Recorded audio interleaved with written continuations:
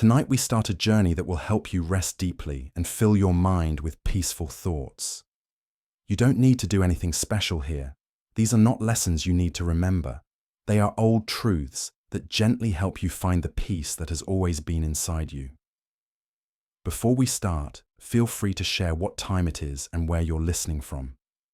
Zen teachings tell us that peace is not something we have to make. It is something we need to discover, like a clear mountain lake that gets muddy when you stir it up. Our minds get cloudy when we fight and grab at things. As we go through these old teachings together, you might find yourself breathing deeper without trying. Your body might start relaxing on its own. This is not something you need to force. It happens naturally when your mind finally understands what it really is. You don't need to be anywhere else right now. There's nothing else you need to do. Just breathe with me as we start this gentle path to rest. In a faraway mountain monastery, there was a master named Kosen who was famous everywhere for his huge collection of old texts. For over 40 years, he had carefully gathered the rarest Buddhist books, philosophy writings, and poetry from all over the land.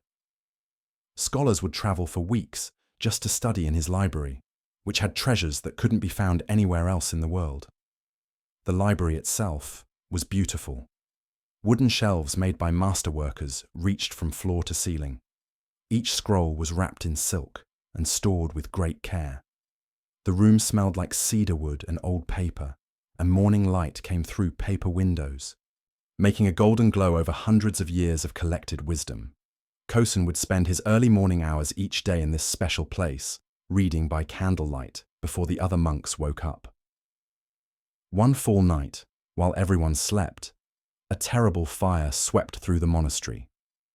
The flames, pushed by strong mountain winds, moved very fast. The monks got out safely, but there was no time to save anything else. They stood in the courtyard, watching helplessly as their home burned.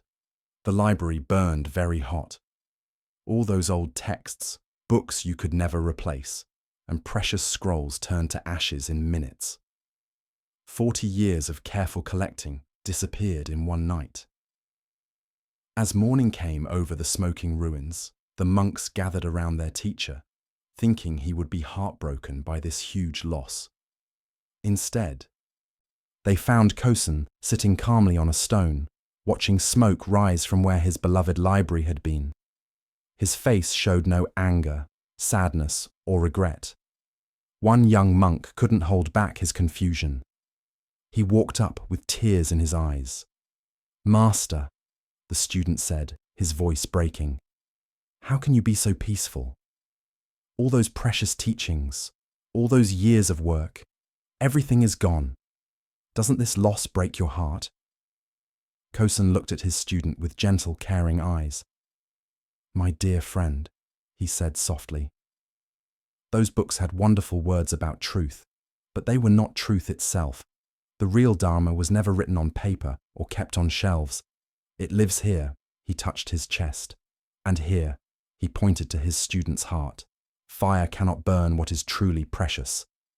The young monk kept asking, "But Master, think of all the wisdom that is lost forever. Future generations will never be able to read those texts." Kosen smiled peacefully.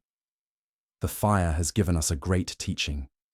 It has shown us the difference between the finger pointing at the moon and the moon itself.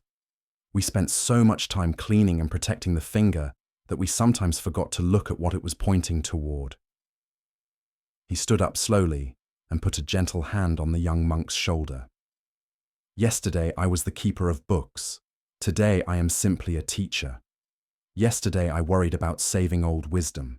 Today I am free to live it directly. The fire has not taken anything away. It has shown what was always here." Over the next days, as the community started rebuilding, something amazing happened. Without having to take care of and protect his huge collection, Kosen's teaching became more direct and powerful than ever before. Students who had traveled expecting to study old texts instead met a living example of the wisdom those texts had tried to capture. The master had discovered that his need to preserve the Dharma had quietly stopped him from fully expressing it. The fire had freed him from being a keeper of truth and let him become truth itself. This story shows something deep about accepting things in Zen practice. True acceptance is not about liking what happens to us. Kosen did not celebrate the fire or pretend he was happy about losing his library. Instead, he accepted what had happened and opened himself to whatever wisdom it might have. In Zen, we learn that fighting against what has already happened causes our deepest suffering. We waste precious energy fighting battles that were already won or lost. When we stop this useless struggle against reality, we discover an inner freedom that no outside event can touch. The fire in this story represents all the unexpected losses and changes that life brings us. Sometimes it burns away our treasured plans, our familiar identities, or our valued possessions. Our first instinct is to see these events as tragedies, as enemies of our happiness. But Zen teaches us to look deeper. What if every loss is also a freedom? What if what burns away was only tying us down? Kosen discovered that his need to preserve wisdom had become a block to living it. The fire freed him from being a keeper of truth and let him become truth itself. This teaching applies to every area of our lives. When we lose a job we thought defined us, we might discover talents we never knew we had. When a relationship ends, we might find strength in being alone that makes us stronger. When illness limits what our body can do, we might develop inner resources that are far more valuable. The practice of acceptance starts with a simple understanding. What has already happened has already happened. Fighting it cannot change the past, but accepting it can change our future. When we stop fighting what is, we become ready for what might be. Take another gentle breath. Now feel how your body naturally relaxes when you stop bracing against imaginary threats. This is how acceptance feels in your body. Not giving up, but a wise yielding that saves your energy for what truly matters. Let us now turn to another story that shows how acceptance can change even our relationship with things that aren't perfect. There was once a young student named Daiki who came to study at a mountain monastery known for its beautiful gardens. He had always been drawn to beauty and perfection, and he hoped that learning to care for these famous gardens would bring him closer to enlightenment. He imagined spending his days among perfectly arranged flowers, perfectly straight pathways, and trees trimmed into perfect shapes. On his first morning, the head gardener, an old monk named Sosin, took Daiki on a tour of the grounds. They walked through sections of amazing beauty where everything seemed to grow in perfect harmony. Cherry trees formed elegant arches over stone pathways, moss-covered rocks in patterns that looked almost planned. Streams flowed with gentle musical sounds over carefully placed stones. But as they kept walking, they came to a section that seemed forgotten or ignored. Here, plants grew wild and messy. Weeds pushed up between stones. Branches grew in odd directions. At the center of this messy area stood an old pine tree that had been twisted and bent by many years of mountain storms. Its trunk curved in 3 directions, its branches reached out at strange angles, and its bark was scarred and weathered. Daiki looked at the tree with obvious dislike. "Master Sosin," he said, "surely this old tree ruins the beauty of your garden. Why don't you remove it and plant something prettier? Something that grows straight and strong like the other pines?" Sosin stopped walking and looked at the twisted tree with clear affection. "This tree," he said quietly, "is my greatest teacher. It has shown me something that all the perfect trees could never show." Daiki looked confused. What could this damaged tree possibly teach that a healthy one cannot? The old gardener walked closer to the twisted pine and placed his weathered hand gently on its rough bark. "This tree has been here for over 200 years. It has survived storms that destroyed younger, straighter trees. It has bent without breaking, adapted without losing what it truly is.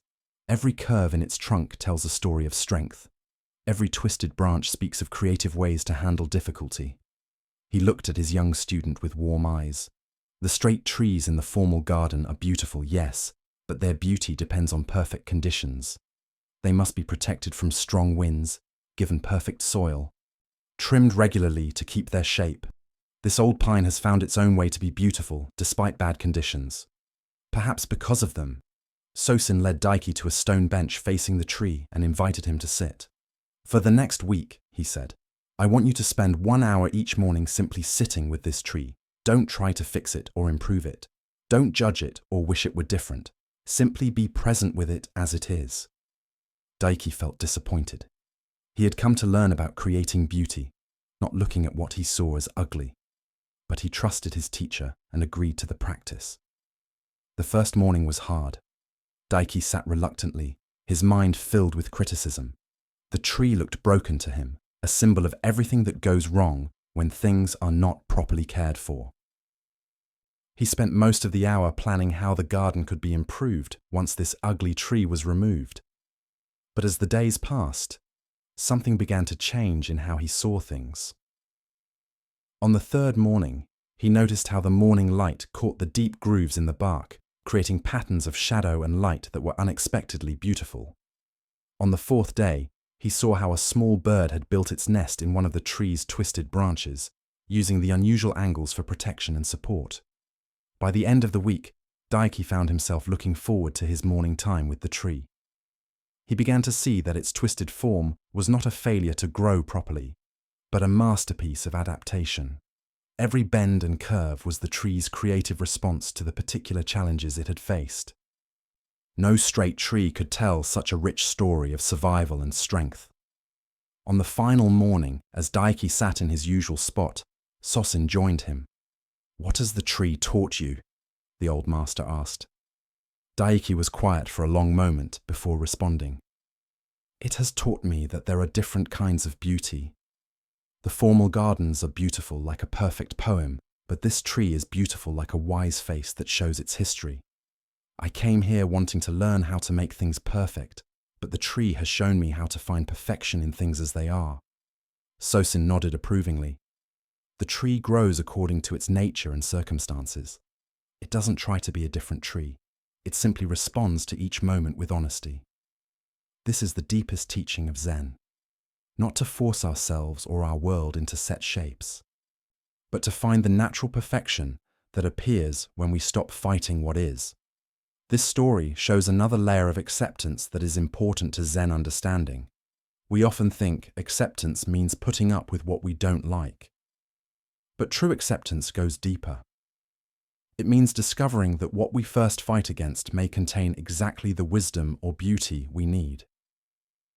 Daiki's journey from criticism to appreciation is like our own process of learning to accept not just outside events, but parts of ourselves that we judge as flawed or not good enough. Like the twisted pine, we all carry scars from the storms we have weathered. We all have parts of our personality or history that don't match our ideal self-image. Zen teaches us that these seeming imperfections are not obstacles to our awakening. They are the very material from which awakening comes. Our struggles become our strength. Our wounds become sources of compassion. Our limitations become doorways to creativity and resourcefulness. The twisted tree survived storms that destroyed straighter trees precisely because it learned to bend. In the same way, our ability to accept and work with our imperfections often makes us stronger and more real than those who have never been tested by difficulty. This teaching changes how we relate to everything in our lives that seems less than ideal. The difficult relationship that teaches us patience. The health challenge that shows us what truly matters. The failure that redirects us toward our real path. When we stop demanding that life match our preferences, we become ready to receive its actual gifts. The practice of this deeper acceptance starts with curiosity rather than judgment. When you meet something in yourself or your circumstances that you want to change, pause first. Ask what this situation might be teaching you. How might it be perfectly suited to your growth, even if not to your preferences? This doesn't mean becoming passive or avoiding all effort to improve things. The gardener still tends his formal gardens with care and skill. But he also appreciates the wild beauty that appears when nature is allowed to follow its own wisdom. As you rest now, feel into this teaching. Notice any areas of your life where you have been fighting what is, demanding that reality match your expectations. What would it feel like to approach these situations with the curiosity and appreciation that Daiki learned to bring to the twisted tree? Breathe gently and let this wisdom settle into your body like nourishing rain soaking into earth. Tomorrow's challenges will still be there, but you don't need to meet them with fighting. You can meet them with the flexible strength of the old pine, bending without breaking, finding your own honest way to thrive. Let yourself rest in this understanding. Acceptance is not giving up. It is the foundation for all real change. When we stop fighting reality, we become able to dance with it. And in this dance, we discover possibilities we could never have imagined when we were struggling against the current. Sleep comes naturally to a mind that has learned to accept what is. Rest deeply knowing that you are perfectly positioned to receive whatever teachings tomorrow brings. A young monk named Jiro lived in a monastery high in the mountains where the air was thin and crystal clear. Every morning before sunrise, he would walk down a winding stone path to get water from a natural spring. The path was dangerous with loose rocks and steep drops on one side. But Jiro had made this journey hundreds of times. One morning, as he carefully made his way down the mountain, he noticed something shining in the early light. Half buried beneath a fallen log was a small, perfectly smooth river stone. But this was no ordinary stone. It seemed to glow with an inner light, and its surface had natural patterns that looked almost like old writing. Jiro picked up the stone and felt a strange warmth spread through his hands. It was unlike anything he had ever seen. Surely this was a sign, a gift from the universe meant just for him. He tucked the stone carefully into his robe and continued to the spring. Over the next days, Jiro found himself constantly touching the stone in his pocket. During meditation, he would hold it secretly in his palm. While working in the garden, he would check to make sure it was still safe in his robes. At meals, he would feel for its comforting weight. The stone began to take up more and more of his thoughts. He would lie awake at night, wondering about where it came from. Was it truly magical? Did it have special powers? He started to believe that his meditation was deeper when he held it, that his work went more smoothly when it was near. But with this attachment came worry. What if he lost it?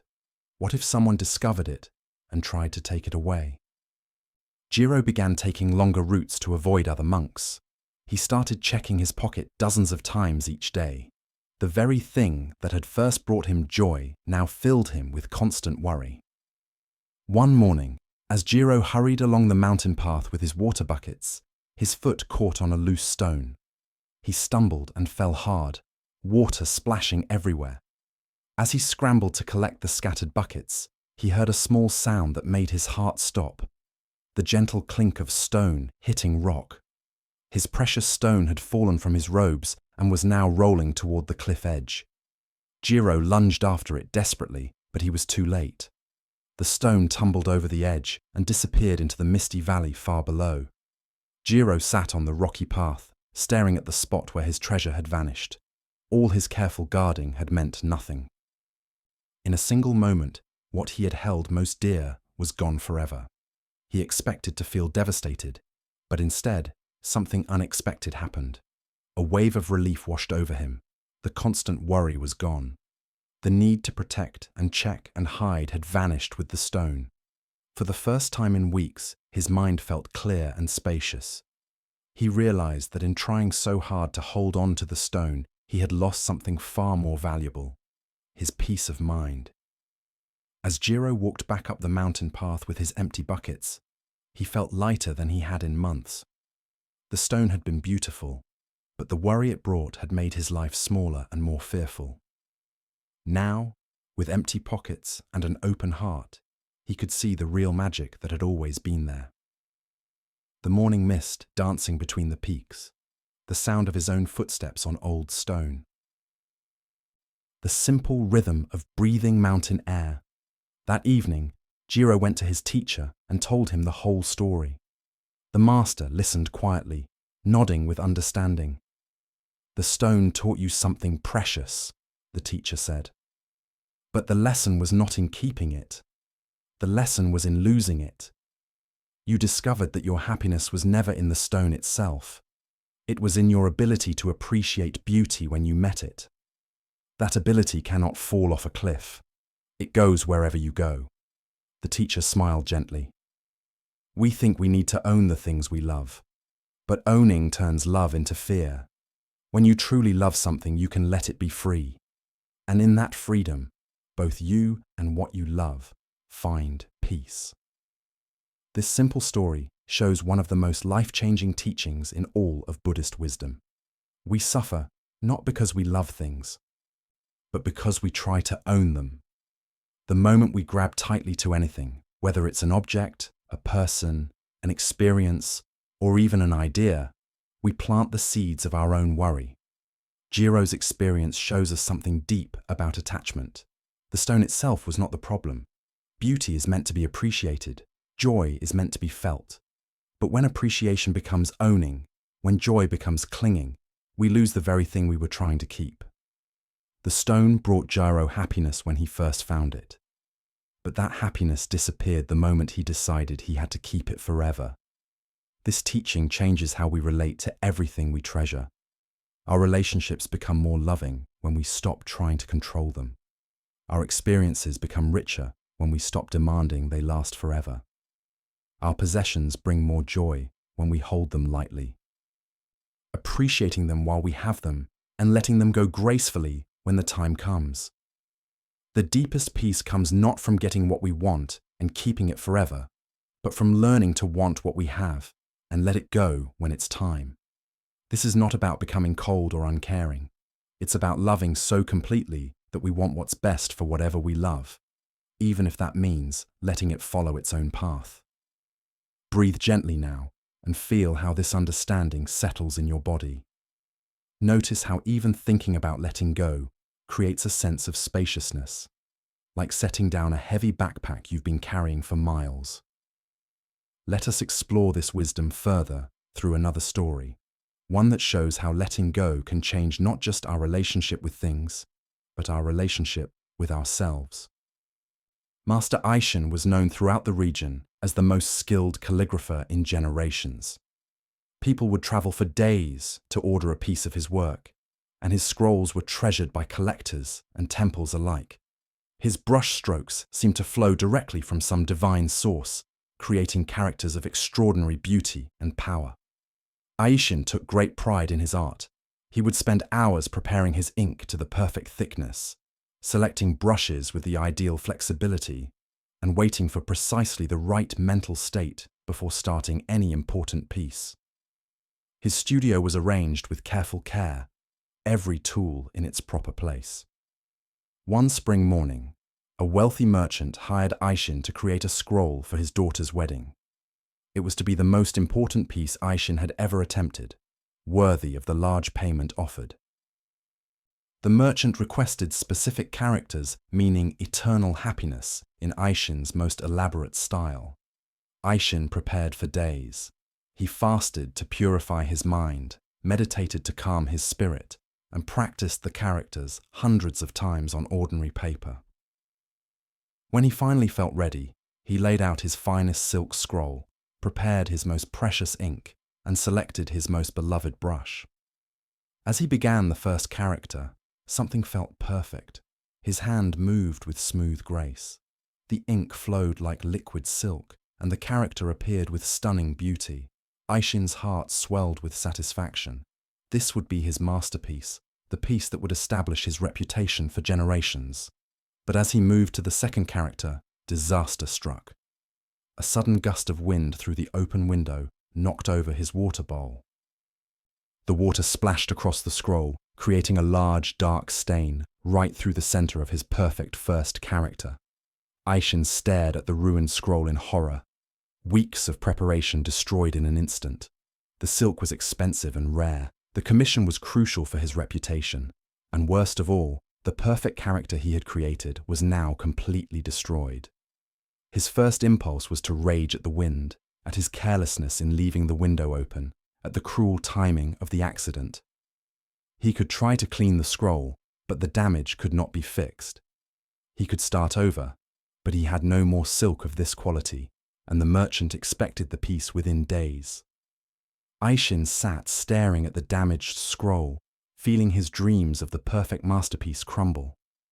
Then something shifted in how he saw things. He looked more closely at the water stain.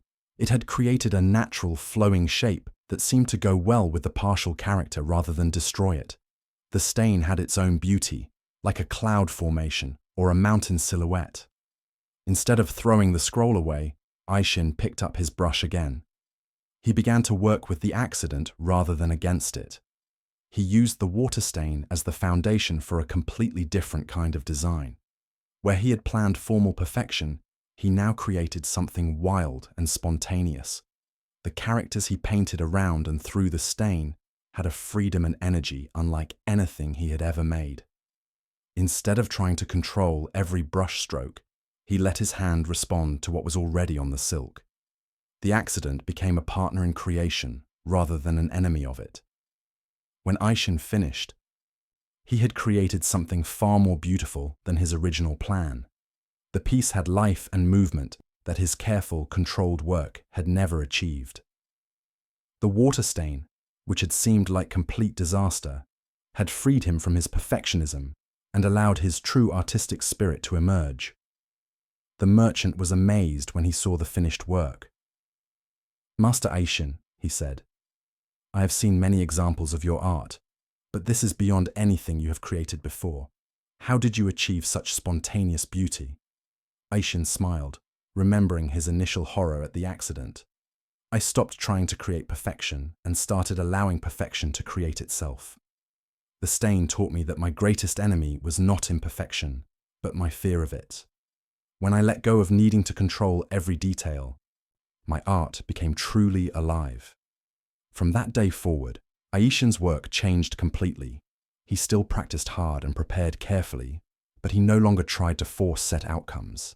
He learned to dance with accidents, to welcome the unexpected, and to see imperfection as a doorway to deeper creativity. This story shows us how letting go changes not just our relationship with outside things, but our relationship with ourselves and our own efforts. Aishin discovered that his attachment to perfection was actually stopping him from creating truly perfect art. His fear of making mistakes was keeping him from the spontaneous beauty that appears when we trust the natural flow of life. This teaching reaches into every corner of our lives. How often do we miss opportunities for joy because we're too focused on avoiding problems? How many relationships become strained because we try too hard to control how they unfold? How much creative energy do we waste trying to force outcomes instead of responding skillfully to what actually happens? The Buddhist path teaches us that our greatest suffering comes from fighting reality instead of flowing with it. When Aishin stopped battling the water stain and started working with it, he discovered possibilities he never could have imagined.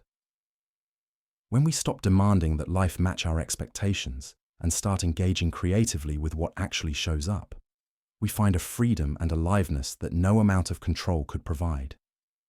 This is why letting go is so central to finding deep peace.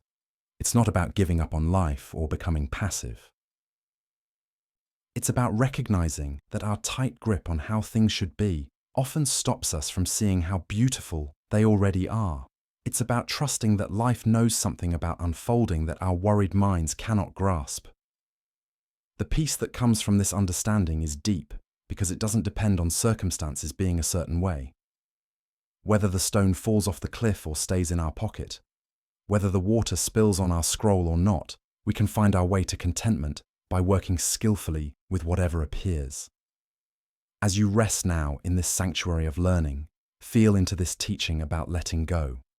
Notice any places in your life where you might be gripping too tightly, where your fear of loss or imperfection might be creating unnecessary tension. What would it feel like to soften that grip just a little? This is not about becoming careless or uncaring. Aishin still valued his art deeply, just as Jiro could still appreciate beauty. But when we love something without needing to own it completely, when we care without needing to control, we discover a way of being that is both deeply engaged and deeply peaceful. Let yourself rest in this possibility. The deepest teachings of Buddhism point toward this freedom, this ability to hold life lightly while embracing it fully. In this balance between caring and releasing, between effort and surrender, we find the peace that passes all understanding. This is the peace that allows both the body and mind to rest completely, knowing that whatever comes, we have the wisdom to meet it with an open heart. In a small village, at the edge of a vast forest, lived a baker named Kenji, who was known for his kind heart and generous spirit. Every morning before sunrise, he would light his ovens and begin making fresh bread for the day. The warm smell of baking would drift through the village streets, waking people gently and filling their hearts with anticipation. Kenji had a simple practice. He would always bake a few extra loaves each day and leave them on a wooden shelf outside his shop with a small sign that read, "For those who need them." Travelers, poor families, and anyone who was hungry could take what they needed without having to ask or explain their circumstances. One harsh winter, when food was scarce and many villagers were struggling, a group of desperate men began stealing from shops and homes. They would come in the night, taking whatever they could find. The village lived in fear, and many people began locking their doors and hiding their valuables. Kenji's shop was robbed 3 times in 2 weeks. Each time the thieves took not just the free bread from the shelf, but also money from his cash box and flour from his stores. The 3rd time, they also broke several of his baking tools and knocked over his carefully organized workspace. The other villagers were angry on Kenji's behalf. "You must stop leaving bread outside," they told him. "You're just encouraging them. Put up bars on your windows. Get a guard dog. Show these criminals that you won't be an easy target."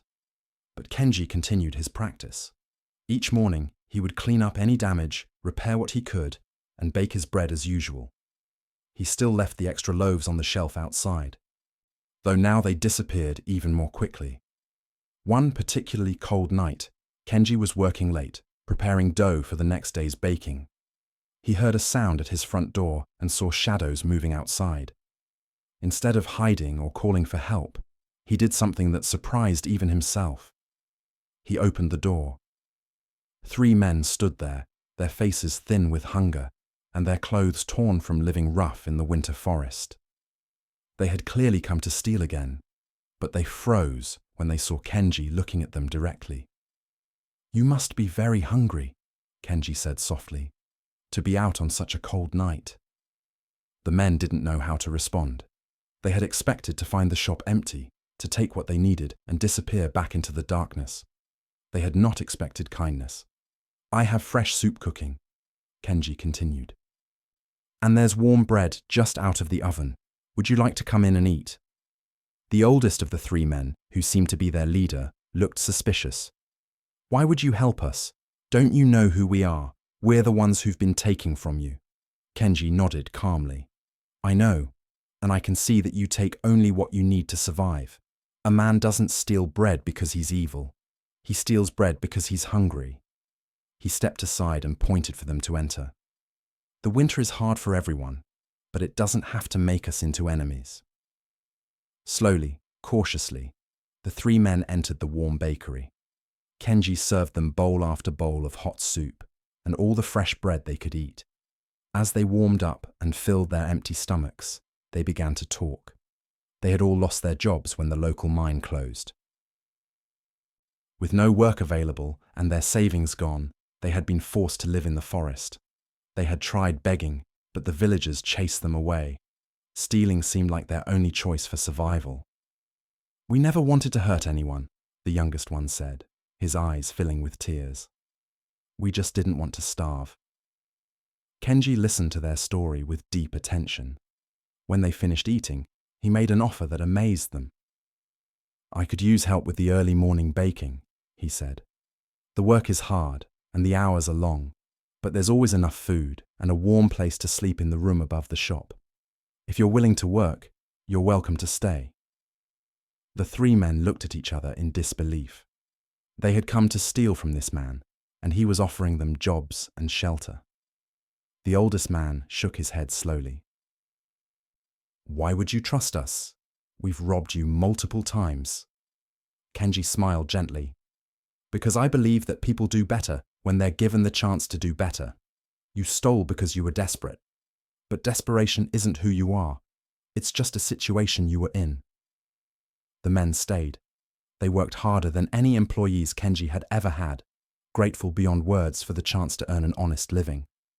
Within a few months, the bakery was more successful than ever. The village was safer, and the former thieves had become respected members of the community. Years later, when people asked Kenji why he had chosen kindness over punishment, he would say, "Fear creates more fear. Anger creates more anger.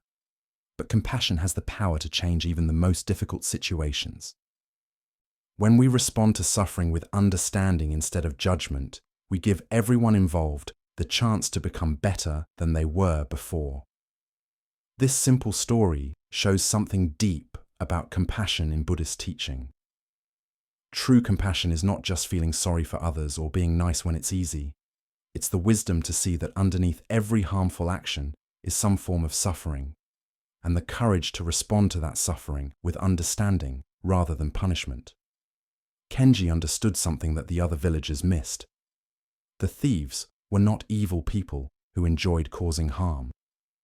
They were human beings caught in desperate circumstances, acting out of pain and need rather than meanness.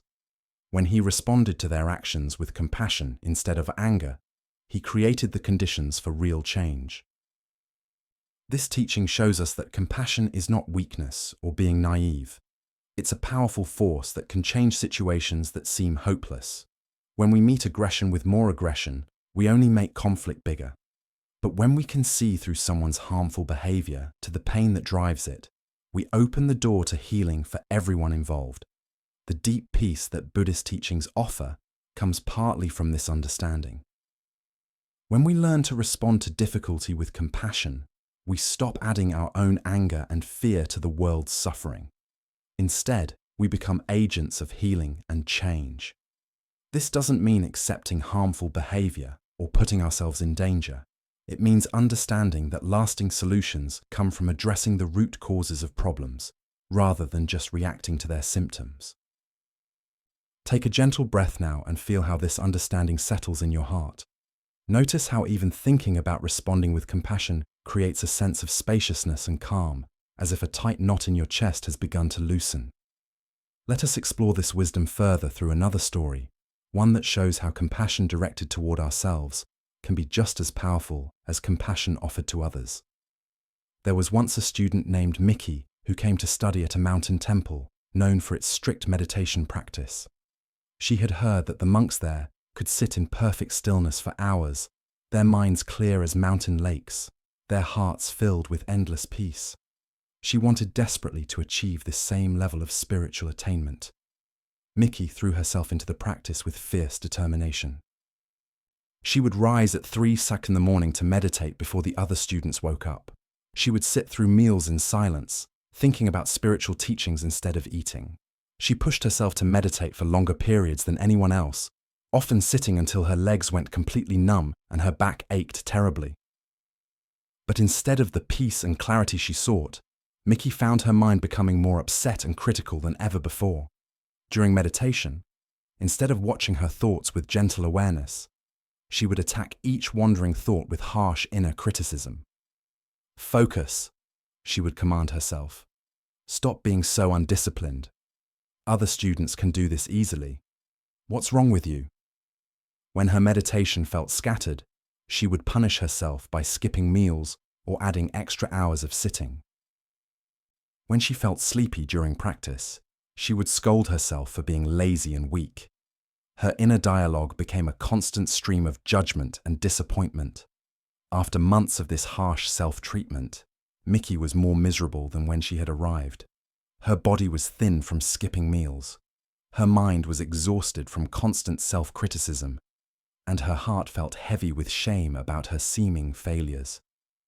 One morning, after a particularly difficult meditation session, where she had yelled at herself for every wandering thought, Mickey went to the temple's small garden to cry in private. She sat beneath a cherry tree, feeling like a complete failure as a spiritual student.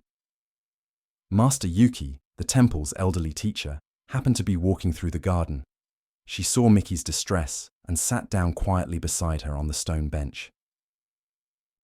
"Tell me about your practice," Master Yuki said gently.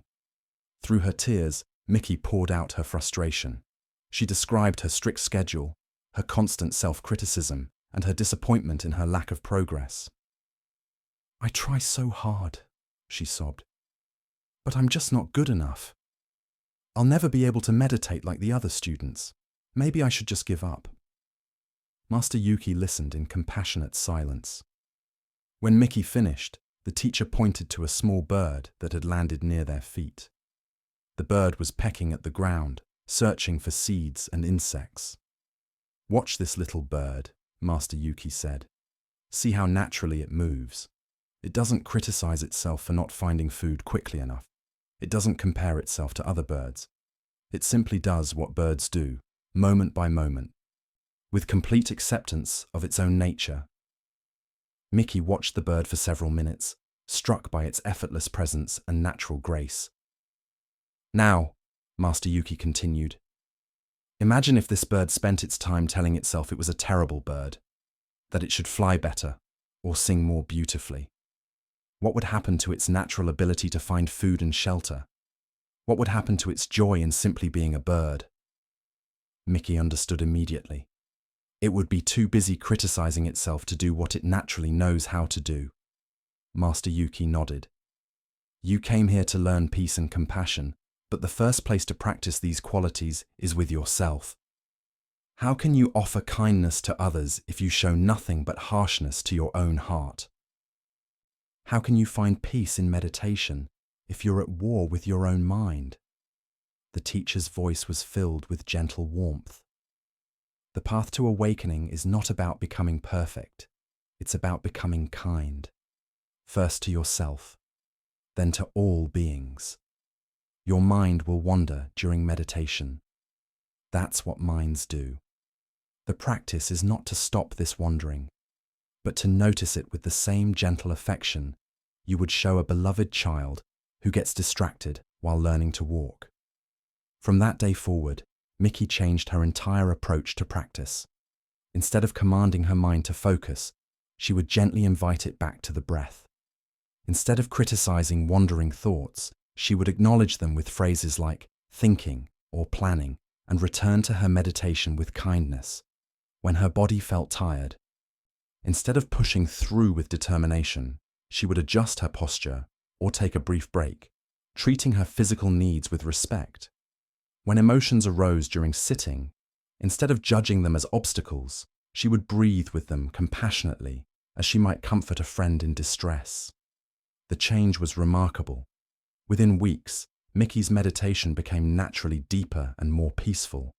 Her mind, no longer under constant attack, began to settle into the stillness she had been seeking.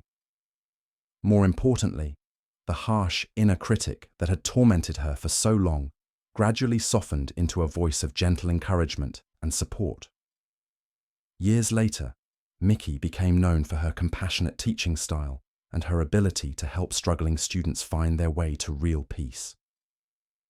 When asked about her approach, she would say, "I learned that the kindness we show ourselves becomes the foundation for all the kindness we offer the world. We cannot give what we do not have, and we cannot find peace through war, even when that war is with ourselves." This story shows one of Buddhism's most essential teachings about compassion. Before we can truly help others or find lasting peace, we must learn to treat ourselves with the same gentleness and understanding we would offer to someone we deeply love. Most of us carry an inner critic that is harsher than we would ever be to a friend. And this internal violence stops us from accessing our natural wisdom and peace. Mickey's journey shows us that self-compassion is not self-indulgence or making excuses for laziness. It's the recognition that we learn and grow more effectively in an atmosphere of kindness than in an atmosphere of constant judgment. When we stop waging war against our own imperfections, our minds naturally settle into the peace that was always there beneath the conflict. This teaching changes everything about how we approach spiritual practice and personal growth. Instead of trying to force ourselves into enlightenment through harsh discipline, we create the conditions for awakening through gentle persistence and loving patience. Like a garden that grows better with steady care than with violent digging, our hearts and minds flourish when tended with compassion. The Buddhist path teaches us that suffering often comes from our resistance to our own experience. When Mickey fought against her wandering mind, she created more suffering than the wandering thoughts themselves ever could. When she learned to accept her mental patterns with kindness, the very same mind that had seemed chaotic began to reveal its natural clarity. This understanding brings deep relief because it means we don't have to be perfect to be worthy of love and peace. We don't have to get rid of all our flaws before we can begin to help others. We simply have to learn to meet our imperfections with the same compassionate understanding that we would offer to any suffering being.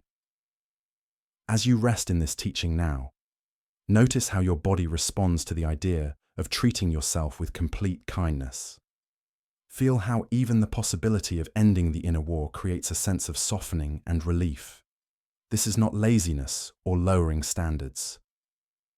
This is the recognition that love is a more powerful force for change than fear. The compassion that begins with ourselves naturally extends outward to embrace all beings. When we stop judging our own struggles, we become more patient with the struggles of others. When we learn to forgive our own mistakes, we develop the capacity to forgive those who have hurt us. When we discover that our own suffering deserves understanding, rather than punishment, we begin to see that the same is true for everyone. The deep peace that these teachings offer comes from this shift in how we meet life's difficulties. Instead of fighting against problems or judging ourselves for having them, we learn to embrace whatever arises with the tender care of a mother holding her child. In this embrace, change happens naturally, not through force, but through love. Let yourself rest now in this possibility. Feel what it might be like to move through tomorrow with the same kindness toward yourself that Master Yuki showed to Mickey. Notice how this inner gentleness creates space for real wisdom and peace to emerge.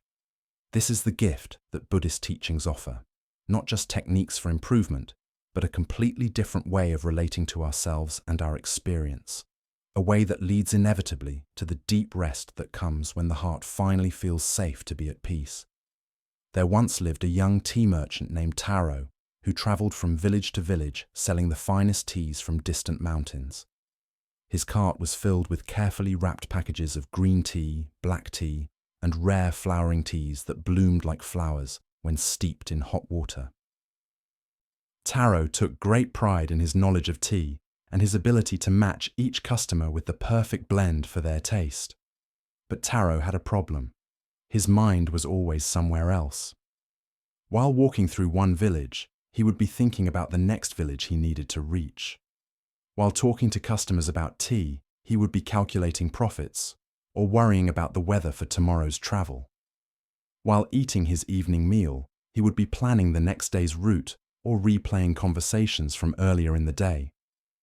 This constant mental activity made Taro feel tired and scattered. He would often arrive in a new village only to realize he couldn't remember anything about the journey there. He would finish conversations with customers and immediately forget their names or what they had purchased. His life felt like a blur of constant motion without any real satisfaction or peace. One evening, Taro arrived in a mountain village just as the sun was setting. He was exhausted from a long day of travel and eager to find lodging for the night. As he walked through the quiet streets, pulling his cart, he noticed a small tea house with warm light glowing from its windows. Inside, an elderly woman sat alone at a low table, slowly preparing tea with careful, thoughtful movements. Something about her presence caught Taro's attention. She seemed completely absorbed in what she was doing, as if nothing else in the world existed except the tea ceremony unfolding before her. Taro knocked gently, and asked if he might shelter there for the night. The woman, whose name was Sachiko, welcomed him warmly and invited him to sit while she finished preparing the tea. "I am a tea merchant," Taro said, settling his tired body onto a cushion. "I have teas from all over the region. Perhaps you would like to try some of my finest varieties." Sachiko smiled gently and continued her slow, thoughtful movements. "Thank you for your generous offer," she said. "But first, would you join me in drinking this tea I have already prepared? It is just simple green tea, nothing fancy." Taro agreed, though he was curious to show off his premium selections.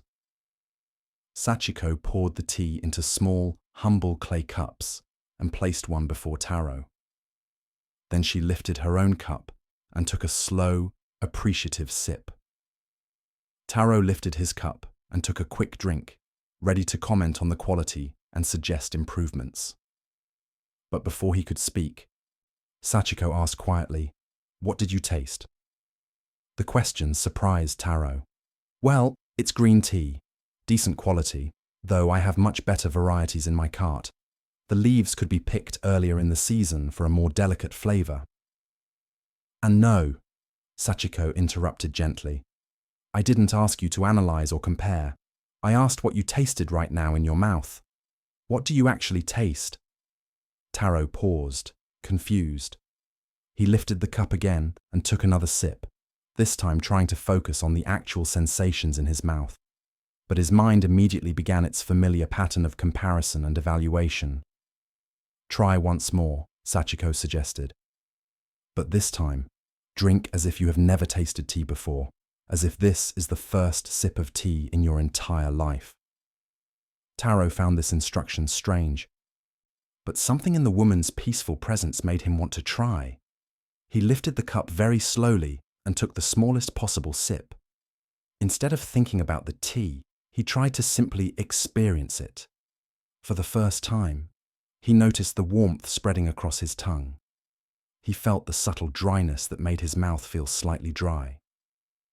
He detected a hint of sweetness that appeared after the initial bitterness faded. There was an earthy quality that reminded him of morning mist over mountain forests. "Now, what did you taste?" Sachiko asked. "I actually tasted the tea," Taro said, surprised by his own response. "Not my thoughts about the tea, but the tea itself." Sachiko nodded approvingly. Most people spend their whole lives drinking tea without ever really tasting it. They are so busy thinking about the tea, comparing it to other teas, judging whether they like it or not, that they miss the direct experience of drinking. She poured him another cup. "Try again.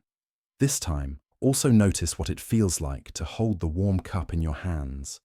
Notice the sensation of swallowing. Pay attention to the steam rising from the surface." Taro spent the next hour drinking tea with a level of attention he had never experienced before. Each sip became a small meditation.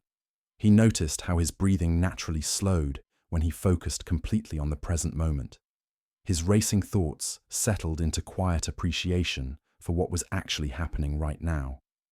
"This is how I learned to find peace," Sachiko told him as the evening grew late. "Not by changing my circumstances, but by showing up fully for whatever was already here. I have been making tea in this same simple way for 30 years, and I discover something new every single time, because I am truly present for the experience." That night, Taro slept more deeply than he had in months. The next morning, as he prepared to continue his journey, he found that everything felt different. As he loaded his cart, he noticed the weight and texture of each package. As he walked through the village, he heard birds singing that he had never noticed before. The morning air felt fresh and alive against his skin. From that day forward, Taro's approach to his work completely changed. Instead of rushing through his days with his mind elsewhere, he began to practice what Sachiko had shown him. When talking with customers, he listened fully to their words instead of planning his next sales pitch. When walking from village to village, he noticed the changing landscape, the feel of his feet on the path, the rhythm of his breathing. This simple shift in attention changed not only Taro's experience of his work, but also his success as a merchant. Customers began seeking him out because they felt truly heard and understood when they talked with him.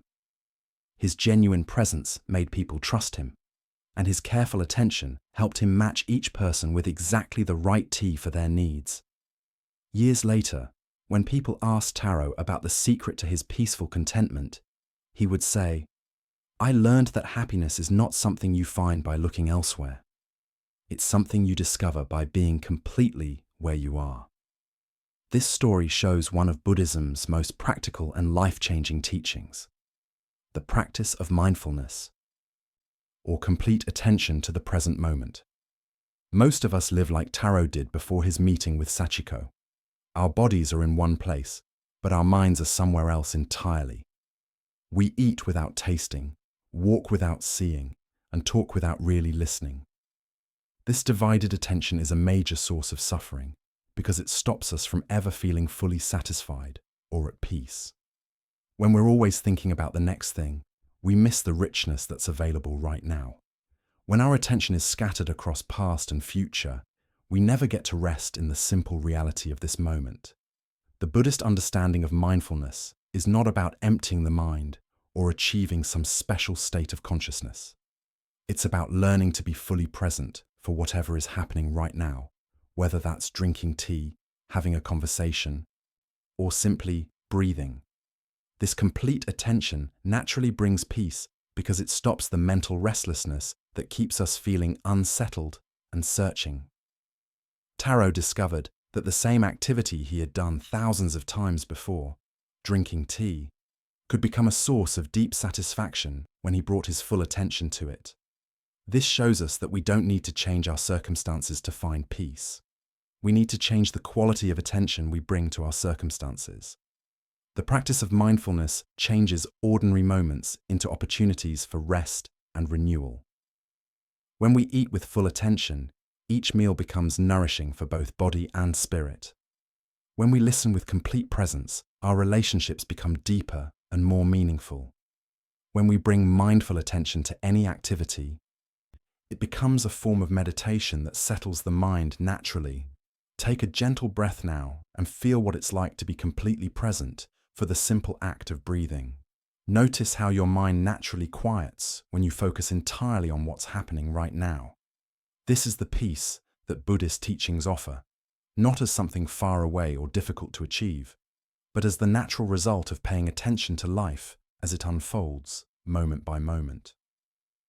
Let us explore this wisdom further through another story that shows how mindfulness can change even our most challenging experiences. Master Josen was known for his ability to remain calm and centered no matter what was happening around him. Students would come from distant temples to learn from him, hoping to discover the secret of his unshakable peace. But Josen's most devoted student, a young monk named Kaku, was struggling with doubt about his teacher's reputation.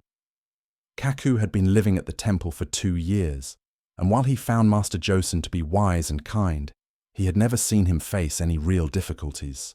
The temple was peaceful, the community was harmonious, and their daily routine was predictable and calm.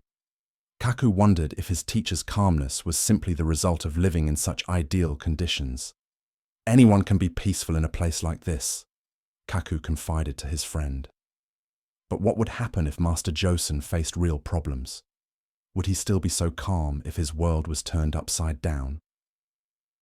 One autumn morning, Kaku's question was answered in an unexpected way. A messenger arrived at the temple with terrible news. Bandits had attacked Master Josen's home village during the night. His elderly mother and younger brother, who still lived there, had been killed in the violence. The family home where Josen had grown up had been burned to the ground. Kaku watched his teacher's face carefully as he received this devastating news. For a moment, Josen's eyes filled with tears, and his body seemed to sag with grief. But then, something remarkable happened. Instead of collapsing or raging against the tragedy, Josen simply sat down on a nearby stone and began to breathe slowly and deeply. Master, the messenger said urgently, shouldn't you leave immediately? There may be arrangements to make, ceremonies to plan. Josen nodded gently. Yes, I will go. But first, I need a few moments to be present with this news and what it means. Kaku was amazed. His teacher was facing the worst possible tragedy. And yet he was not running around frantically or drowning in despair. Instead, he was sitting quietly, apparently paying careful attention to his own grief and shock. After several minutes of silent breathing, Josen stood up calmly. Kaku, he said, please come with me. We will travel to my village together. During the long journey, Kaku expected his teacher to be lost in sorrow or distracted by planning. Instead, he found that Josen was more present and attentive than ever. When they stopped to rest, Josen noticed the changing colors of the autumn leaves. When they met other travelers, he listened to their stories with complete attention. When they shared simple meals, he ate with obvious appreciation for the food. Master, Kaku finally asked, unable to contain his confusion. How can you notice such small things when something so terrible has happened? Shouldn't you be too upset to pay attention to anything else? Josen stopped walking and looked at his student with eyes that held both deep sadness and deep peace.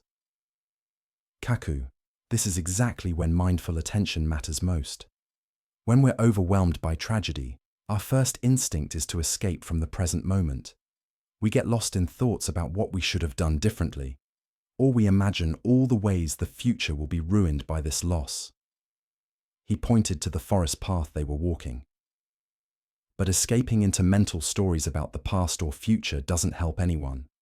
My mother and brother are gone, and no amount of mental anguish will bring them back. What I can do is honor their memory by staying fully present for whatever needs my attention right now.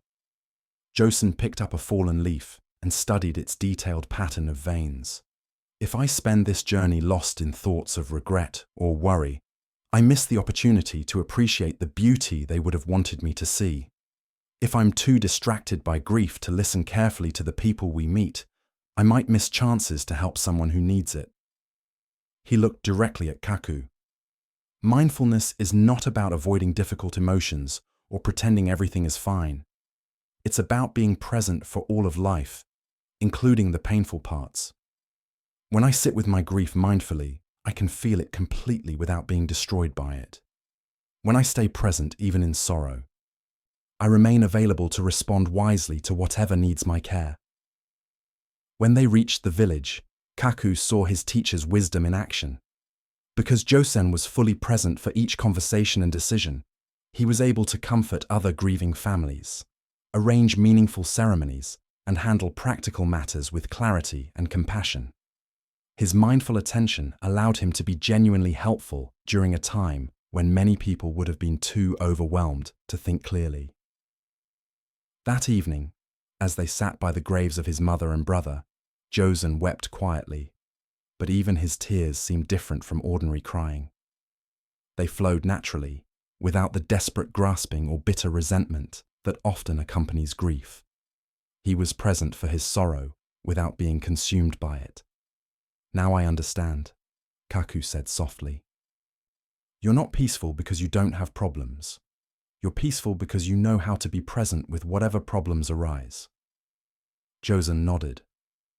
Mindfulness doesn't make difficulties disappear, but it stops us from making our difficulties worse by fighting against them or running away from them. When we can stay present even with pain, we discover that we're much stronger and more resilient than we realized. This deep story shows us that mindfulness is not a fair-weather practice that only works when life is going smoothly. It's especially valuable during our most challenging times because it stops us from adding mental and emotional turmoil to whatever difficulties we're already facing. Josen's response to tragedy shows that being present doesn't mean being emotionless or detached. He felt his grief fully, but didn't get lost in it. He experienced his sorrow without letting it take over his entire being. This is the middle way that Buddhism teaches us, neither suppressing our emotions nor being overwhelmed by them. When we face loss, disappointment, or crisis, Our minds often make things worse by spinning stories about how terrible everything is, how unfair life is, or how we'll never recover from this setback. These mental additions to our actual experience create much more suffering than the original problem ever could. Mindful presence offers a different way to meet difficulty. Instead of fighting against painful emotions or drowning in them, we can learn to be present with them. When we breathe with our sadness instead of resisting it, when we acknowledge our fear without being controlled by it, we discover that we can handle much more than we thought possible. This teaching brings enormous relief because it means we don't have to wait for life to become problem-free before we can find peace. We can learn to be at peace, even in the midst of challenges, by staying present for what's actually happening, rather than getting lost in our stories about what's happening. The Buddhist path recognizes that suffering is a natural part of life, but it teaches us that much of our suffering comes from our resistance to present moment reality. When we learn to meet each moment with mindful attention, even difficult moments become workable. We stop wasting energy fighting what's already here and can put that energy toward responding wisely and compassionately. As you rest now in this understanding, feel how the practice of presence creates a sense of groundedness and stability. Even if your life contains challenges or uncertainties, this moment right now is manageable. You can breathe with whatever you're experiencing. You can be present for your own life as it unfolds, not as you wish it were, but as it actually is. This is the gift that mindfulness offers, not the elimination of all problems, but the discovery that we can meet any problem with awareness and grace, not the promise that life will always be comfortable, but the wisdom to find peace within whatever life brings. When we learn to rest completely in the present moment, we find the deep peace that these ancient teachings have been pointing toward all along. Deep in the mountains, there lived a scholar named Hayato, who had devoted his entire life to studying Buddhist philosophy. His small house was packed from floor to ceiling with ancient texts, commentaries, and volumes of teachings from every school of Buddhist thought. He could recite complex philosophical arguments from memory and explain the most subtle points of doctrine with impressive precision. Hayato spent his days reading, taking notes, and writing his own commentaries on the great works of Buddhist literature. He had developed a reputation as one of the most learned Buddhist scholars in the region. Students would occasionally make the difficult journey to his mountain retreat to study with him, hoping to benefit from his vast knowledge. But despite all his learning, Hayato felt something was missing. His understanding was complete in theory. But he often felt as confused about life as anyone else. When faced with daily problems or difficult emotions, his scholarly knowledge seemed to offer little practical help. He could explain the nature of suffering in elaborate detail, but he still suffered. He could describe the path to enlightenment perfectly, but he felt far from enlightened. One winter morning, an old woman appeared at Hayato's door. She was bent with age, dressed in simple peasant clothes, and carrying a small bundle of vegetables. She looked like any other village farmer, certainly not someone who would have anything to teach a great scholar. "Excuse me, sir," she said in a humble voice. "I've been walking all night through the snow, and I'm very cold and tired. Might I sit by your fire for a while to warm myself?" Hayato was annoyed by the interruption to his studies, but his Buddhist training had taught him the importance of compassion. He reluctantly allowed the woman to enter and sit by his small fire. As she warmed herself, the old woman noticed the books covering every surface of the room. "My," she said with apparent amazement, "you must be very wise to have read so many books about Buddhism." Hayato's chest swelled with pride. "Yes," he said. "I have studied Buddhist philosophy for over 30 years. I know the teachings of all the great masters. There is probably no question about Buddhist doctrine that I cannot answer." The old woman looked impressed. "How wonderful," she said. "I am just a simple farmer, but I have always wondered about something. Perhaps you could help me understand." "Of course," Hayato said, pleased to have an opportunity to show his knowledge to someone who would surely be amazed by his wisdom. The woman was quiet for a moment, staring into the fire. Then she asked, "What is Buddha?" Hayato launched into an elaborate explanation. He spoke about the historical Buddha, about Buddha nature, about the different forms of Buddha in various philosophical systems. He quoted ancient texts and cited famous masters. He spoke for nearly an hour, covering every aspect of Buddhahood that his scholarly training had taught him. When he finished, he looked at the old woman expectantly, waiting for her to express amazement at his learning. But she simply looked confused. "I'm sorry," she said apologetically, "but I still don't understand. You've told me many things about Buddha, but you haven't told me what Buddha is." Hayato felt a flash of irritation. "I just explained it in great detail. Perhaps you weren't listening carefully enough. Buddha is the awakened one, the one who achieved complete enlightenment, the teacher who showed us the path to liberation from suffering." "Yes, yes," the old woman interrupted gently. "But what is Buddha? Not what Buddha did or what Buddha teaches, but what Buddha is." Hayato tried again, this time using different terminology and approaching the question from various philosophical angles. But no matter how he explained it, the woman kept asking the same simple question: "But what is Buddha?" After 2 hours of increasingly frustrated explanations, Hayato finally snapped. "Look, old woman, if you can't understand such basic Buddhist concepts, perhaps you should stick to farming and leave philosophy to those who are capable of grasping it." The elderly woman looked at him with eyes that suddenly seemed much wiser and deeper than before. "My dear scholar," she said softly, "you have spent 30 years learning about Buddha, but you have never met Buddha. You can describe Buddha perfectly, but you don't know what Buddha is." She stood up slowly and gathered her small bundle.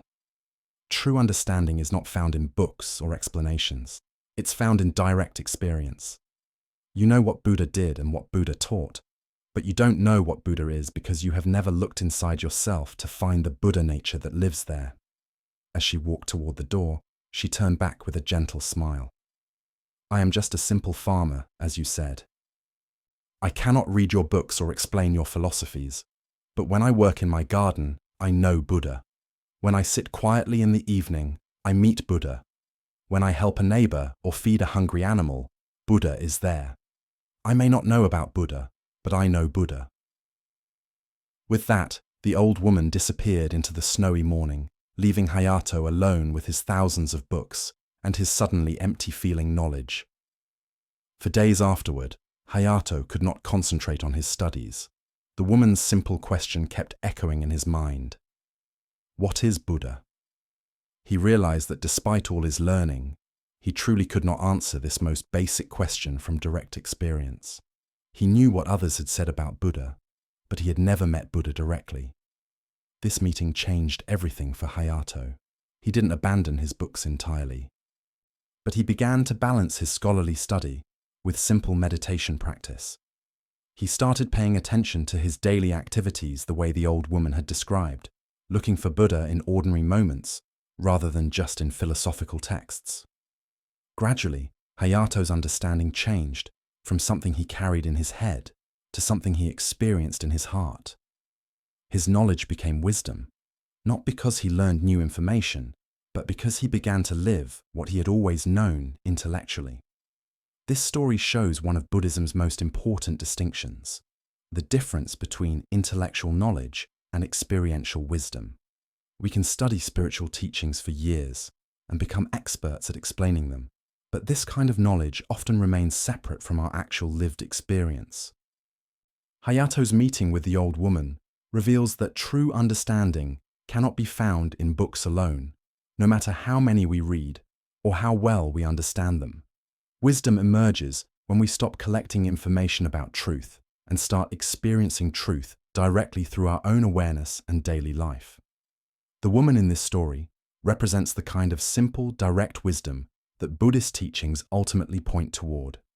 She might not have been able to give scholarly lectures about Buddha nature, but she knew Buddha nature intimately through her own experience. Her understanding was living and present, not abstract and theoretical. This teaching is especially important in our modern world, where we have access to more spiritual information than any previous generation. We can read thousands of books, watch countless videos, and attend endless workshops about enlightenment and inner peace. But none of this accumulation of knowledge will bring us the deep peace that these teachings promise unless we learn to experience what we're studying. The Buddhist path is not about becoming smarter about spirituality. It's about becoming more awake to the reality that's already present in each moment. When we try to understand our way to peace through thinking and analyzing, we often move further away from the direct experience that would actually bring us peace. Take a gentle breath now and notice the difference between thinking about breathing and actually experiencing the breath. This simple distinction points toward the wisdom the old woman was trying to share. Truth is not something we figure out with our minds, but something we meet with our whole being. Let us explore this teaching further through another story that shows how wisdom often comes not from having all the answers, but from asking the right questions. There was once a monastery where the monks were known for their intense debates about Buddhist philosophy. Every evening after their work was finished, they would gather in the main hall and engage in elaborate discussions about the nature of reality, the meaning of the teachings, and the proper interpretation of ancient texts. A young monk named Goro particularly loved these debates.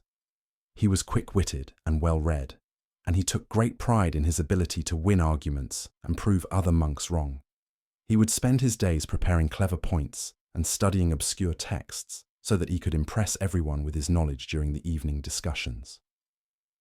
One day, a new monk arrived at the monastery. His name was Tekken, and he seemed different from the others. He was older, perhaps in his 60s, with weathered hands and a quiet manner that suggested years of hard work rather than scholarly study. During the evening debates, he would sit silently in the back, listening carefully but never participating. This puzzled Goro. How could anyone sit through such fascinating discussions without wanting to contribute? After a week of watching Tekken's silence, Goro decided to draw him into the conversation. During a particularly heated debate about the nature of emptiness, Goro turned to the newcomer and said, "Brother Tekken, you've been listening to our discussions all week without saying a word. Surely you must have some opinion about whether phenomena are empty of inherent existence." All eyes turned to Tekken, who looked slightly uncomfortable at being put on the spot. He was quiet for a long moment before responding. "I'm sorry, but I don't really understand what you mean by inherent existence. Could you explain it to me?" Goro was delighted. Here was a chance to display his knowledge to someone who was clearly less educated than himself. He launched into a detailed explanation of emptiness philosophy, using technical terms and citing ancient masters. When he finished, Tekken nodded slowly. "Thank you for that explanation, but I'm still not sure I understand. Can you give me an example of something that has inherent existence and something that doesn't?" Goro was happy to help. He spent another 20 minutes providing examples and elaborating on his philosophical understanding. But when he finished, Tekken asked another simple question that showed he still didn't quite grasp the concept. This pattern continued for several evenings. Tekken would ask innocent questions that seemed to reveal his lack of sophisticated understanding, and Goro would respond with increasingly elaborate explanations. The other monks began to see Tekken as somewhat simple, unable to grasp the complex ideas that they debated so skillfully. But something strange began to happen. As Goro tried to explain these concepts to someone who seemed to know nothing about philosophy, he found himself having to examine his own understanding more carefully. Tekken's simple questions forced him to think about what he actually meant by the words he used so confidently. One evening, Tekken asked a question that stopped Goro in his tracks. "Brother Goro, you've explained emptiness to me many times now, and I'm grateful for your patience. But I wonder, when you're not explaining emptiness, when you're just living your daily life, how does this understanding change the way you experience washing dishes or sweeping floors?" Goro opened his mouth to answer, but no words came. He realized that despite all his sophisticated explanations, his understanding of emptiness had never actually changed how he experienced ordinary activities. It remained an intellectual concept, separate from his lived experience. "I'm not sure," he admitted, feeling embarrassed for the first time in years. Tikkun smiled gently. "Thank you for your honesty. You see, I spent 40 years as a farmer before coming here. I never learned the proper names for Buddhist concepts, and I can't engage in philosophical debates. But when I plant seeds in empty soil, I experience something that might be what you call emptiness. When I watch crops grow through connection with sun and rain and soil, I see what you might call dependent origination." He paused, looking around at the gathered monks. "I came here hoping to learn the names for what I had already experienced in my daily work. But I'm starting to think that maybe the names are not the most important thing. Maybe the experience is what matters." The room fell silent. For the first time, many of the monks questioned whether their sophisticated debates were bringing them closer to wisdom or further from it. "Don't misunderstand me," Tikkun continued. "I'm not saying study is worthless. I'm grateful for all the explanations you've given me. But I wonder if sometimes we get so interested in talking about truth that we forget to live it." From that night forward, the character of the monastery's evening gatherings began to change. Instead of trying to win debates about concepts, the monks started sharing how their understanding affected their daily experience. Instead of competing to show off their knowledge, they began asking genuine questions about how to live with greater wisdom and compassion. Goro discovered that Tekken's simple questions had been far more valuable than all his clever arguments. By forcing him to examine what his knowledge actually meant in practical terms, the older monk had helped him begin to transform intellectual understanding into lived wisdom. This story reveals another crucial aspect of Buddhist wisdom. True understanding is not measured by how much we know or how well we can explain concepts, but by how deeply our knowledge has changed the way we actually live. Tekken's approach to learning was the opposite of what we might expect. Instead of trying to accumulate more information, he was trying to connect the information to his direct experience. Instead of seeking to impress others with his knowledge, he was genuinely curious about how understanding could improve his daily life. The questions Tekken asked were more valuable than all of Goro's explanations because they pointed toward the gap between knowing about something and knowing something directly. We can memorize every teaching about compassion, but until we actually become more compassionate in our daily interactions, our knowledge remains incomplete. This teaching offers deep relief because it means we don't need to become scholars or experts to benefit from Buddhist wisdom. We don't need to understand every philosophical detail or memorize complex texts. We simply need to take whatever understanding we have, however basic, and begin applying it to our actual experience. The deep peace that these teachings offer comes not from intellectual mastery, but from the gradual change in how we meet life moment by moment. When we stop trying to collect spiritual knowledge and start living spiritual principles, we discover that even simple understanding can bring deep changes to our experience. As you rest now in this teaching, notice how it feels to let go of any pressure to understand everything perfectly. The Buddhist path is not about becoming an expert in Buddhist philosophy. It's about becoming more awake, more compassionate, and more peaceful in whatever circumstances we find ourselves. The wisdom that brings true change is often surprisingly simple, like the old woman who knew Buddha through her daily work, like Tekken, who understood emptiness through farming. We can find the deepest teachings reflected in our most ordinary activities when we bring genuine attention and care to them. This understanding naturally leads to the kind of peace that allows both the body and mind to rest completely. When we stop struggling to figure everything out with our thinking minds and start experiencing life directly with our whole being, we find the sanctuary of presence that these ancient teachings have always been pointing toward. A fisherman named Ichiro lived in a small coastal village where his family had fished the same waters for generations.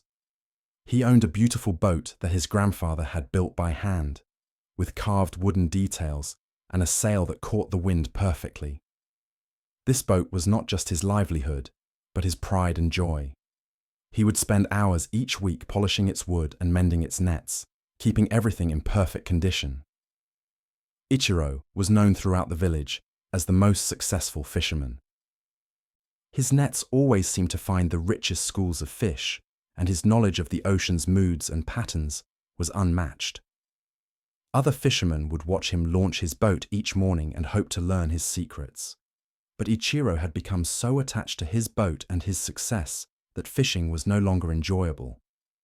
Every morning he would wake up worried about the weather, anxious about whether the fish would be running, fearful that something might damage his precious boat. He would spend the night before each fishing trip checking and rechecking his equipment, unable to sleep for planning and worrying. On the water, Ichiro's attachment to catching fish made him tense and calculating. He would become frustrated when other fishermen had good luck in areas where he found nothing.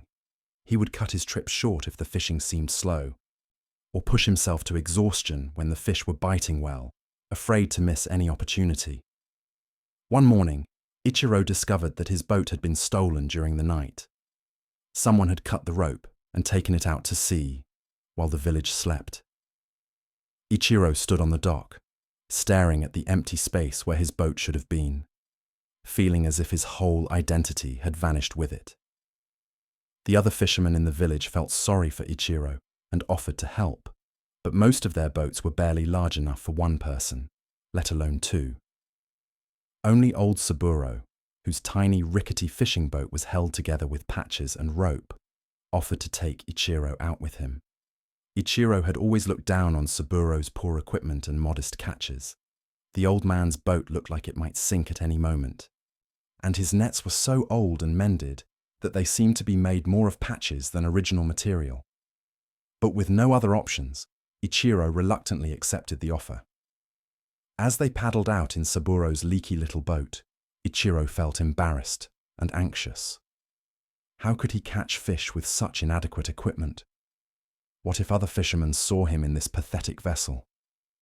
His reputation as a successful fisherman would be ruined. But something unexpected happened once they reached the fishing grounds. Without his perfect boat and carefully maintained equipment to worry about, Ichiro found himself paying attention to things he had never noticed before. He watched the way Saburo read the water, not through sophisticated knowledge, but through simple, quiet observation. The old man would sit perfectly still for long minutes, just listening to the rhythm of the waves and feeling the movement of the current. When he cast his patched nets, he did so without any sense of urgency or attachment to the outcome. If the nets came up empty, he would simply try another spot. If they came up full, he would smile quietly and continue his work. "Saburo," Ichiro asked, "aren't you worried that your nets might tear? They look like they could fall apart at any moment." The old man chuckled. "They might. They've torn many times before, and I've mended them. If they tear today, I'll mend them tonight. If they fall apart completely, I'll make new ones. The fish don't care how pretty the nets are." As the day progressed, Ichiro found himself relaxing in a way he hadn't in years. Without his own equipment to maintain and protect, he could simply focus on the experience of fishing itself. He began to remember why he had loved being on the water as a child, before fishing became about success and reputation. To his amazement, they caught more fish that day than he had caught in weeks with his sophisticated boat and equipment. But more importantly, he enjoyed the experience in a way he had almost forgotten was possible. "How is this happening?" he asked Saburo. "Your equipment is so old and simple, but we're having such success." Saburo smiled as he hauled in another net full of fish. "Maybe it's because I'm not afraid of losing anything. My boat is already falling apart, so I don't worry about scratching it. My nets are already patched, so I don't fear tearing them. When you're not protecting anything, you can focus completely on what you're doing."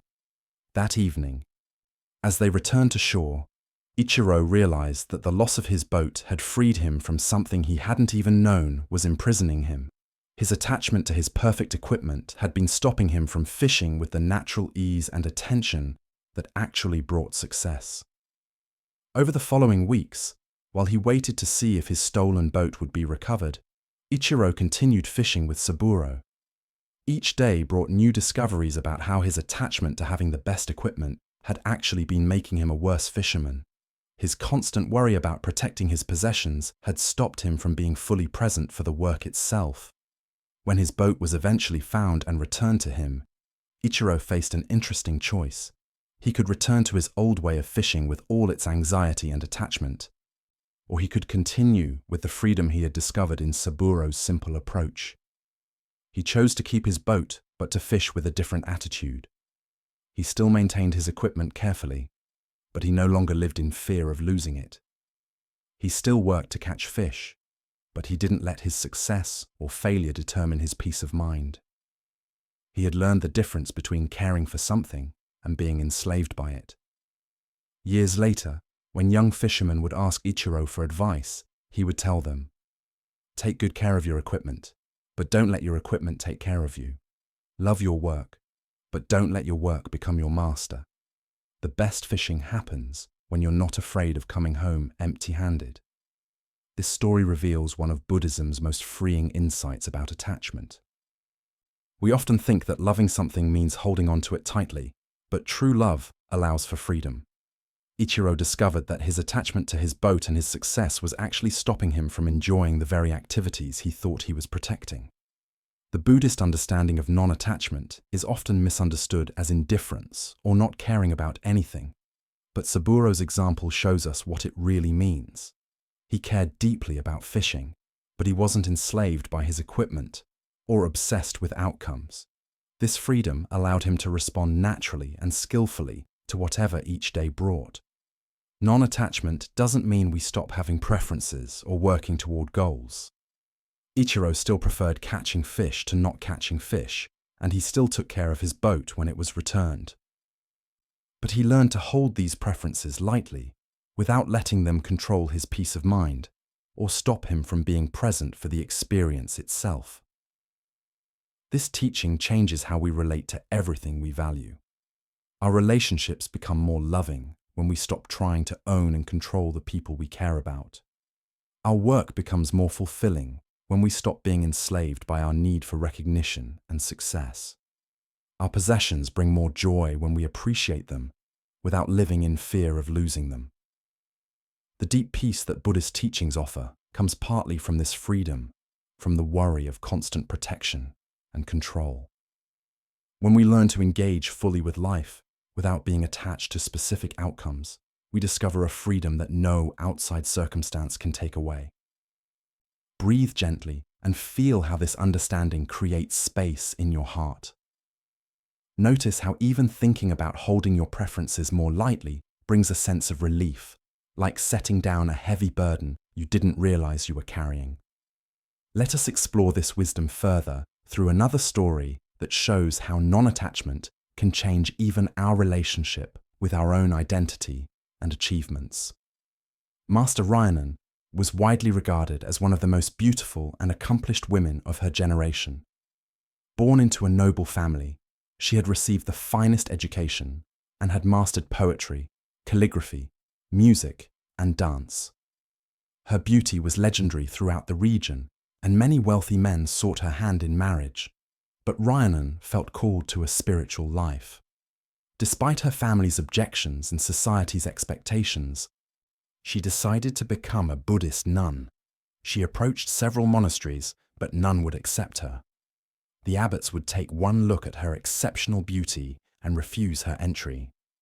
"Your appearance would be too distracting for the monks," they would tell her. "You should marry and live a conventional life.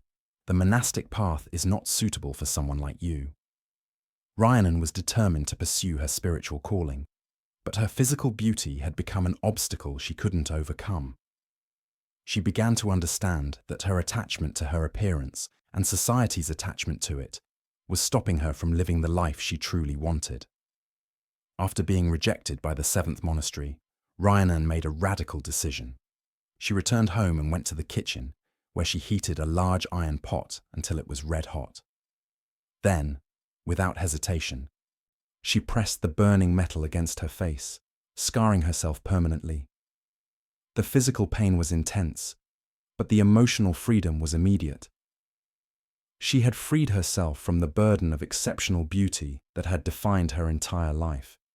She was no longer the beautiful Rhiannon, but simply Rhiannon, a woman seeking spiritual understanding. When she appeared at the 8th monastery with her scarred face, the abbot accepted her immediately. Her willingness to sacrifice her most prized possession, her beauty, showed the depth of her commitment to spiritual practice. In the years that followed, Rhiannon became known not for her appearance, but for her wisdom and compassion. She wrote poetry that captured deep spiritual insights, and her teachings helped countless students understand the path to liberation. One of her most famous poems, written years after her self-scarring, reads, "To serve Buddha, I burned my face with fire. The flames that scarred my features long ago are nothing to the burning of my soul. Both fires lead to the same place of peace." Students would sometimes ask Rhiannon if she regretted destroying her beauty. She would smile and say, "I destroyed nothing. I only freed myself from the prison of others' expectations and my own attachment. The beauty that mattered was always on the inside." But the most deep part of Rhiannon's story came near the end of her life. A young nun approached her and said, "Master, I admire your sacrifice, but I cannot imagine being brave enough to destroy my appearance as you did. How did you find such courage?" Rhiannon looked at her student with eyes full of gentle wisdom. "I did not destroy my appearance out of courage," she said. "I destroyed it out of attachment. I was so attached to becoming a nun that I was willing to sacrifice anything to achieve that goal." The young nun looked confused. "But isn't dedication to spiritual practice a good thing?" "Dedication, yes," Rhiannon replied, "but not attachment. When I burned my face, I thought I was showing my commitment to Buddha, but I was actually showing my attachment to a particular identity, that of being a nun. I traded one form of attachment for another." She paused, looking out at the monastery garden where flowers bloomed and faded according to their natural cycles. True freedom comes not from changing our outside circumstances, but from releasing our grip on all identities, even spiritual ones. "The Buddha I sought by becoming a nun was the same Buddha that was present when I was a beautiful woman in my father's house. I simply couldn't see it then, because I was too attached to my appearance." "So, was your sacrifice meaningless?" the student asked. Rhiannon smiled. "No, it was necessary for me at that time. Sometimes we must go to extremes to learn what balance means. My scarred face taught me something that no amount of studying could have revealed. It showed me that freedom comes not from changing what we look like or what role we play, but from changing how tightly we hold on to these things." This deep story reveals multiple layers of Buddhist teaching about attachment and identity.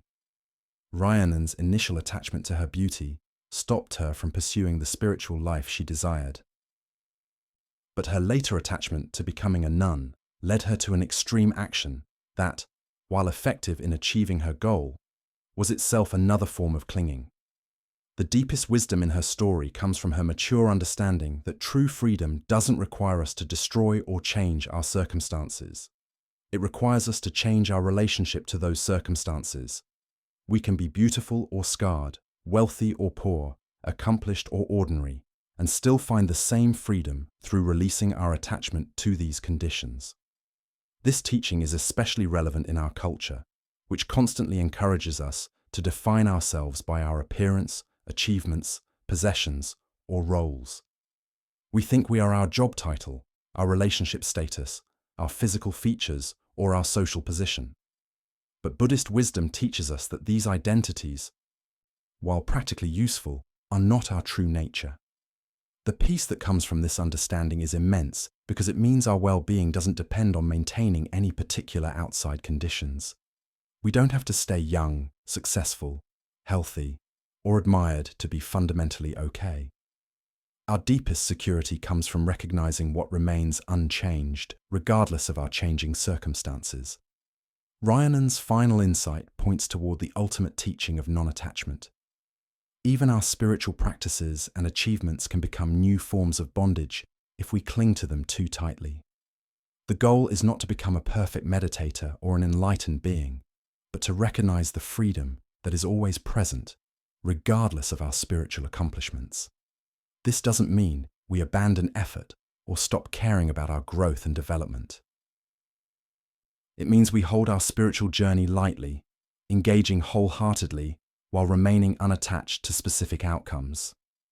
Like Ichiro learning to fish without fear of failure, we can practice without being enslaved by our need for spiritual success.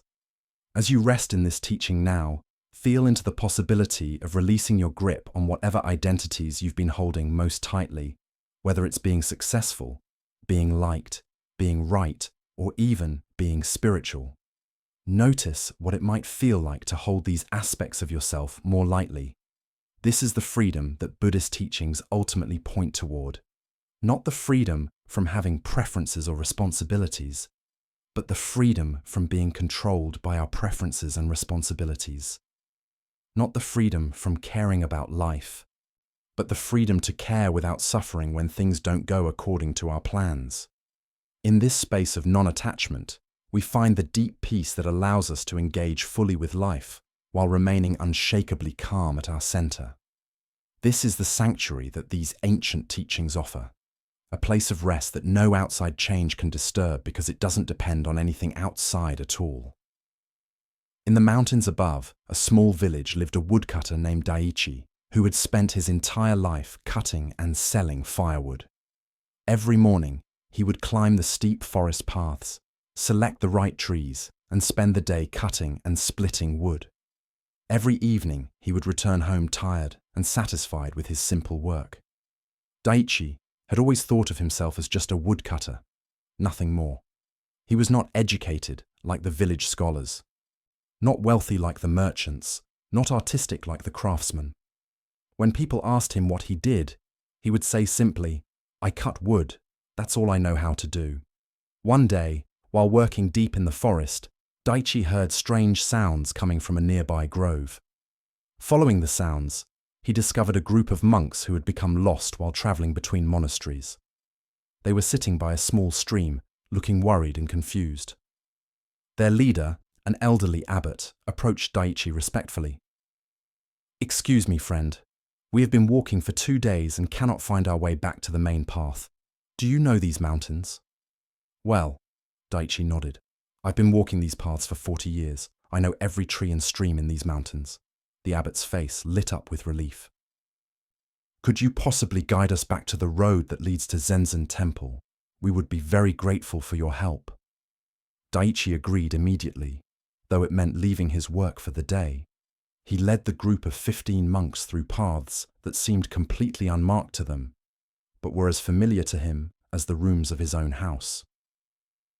As they walked, the monks were amazed by Daiichi's knowledge of the forest.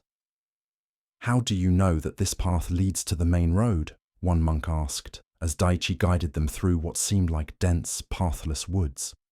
"I can tell by the way the moss grows on the trees," Daiichi explained. "The moss is thicker on the north side, and I know the road runs east-west through this valley. Also, I can hear the sound of the river that runs beside the road."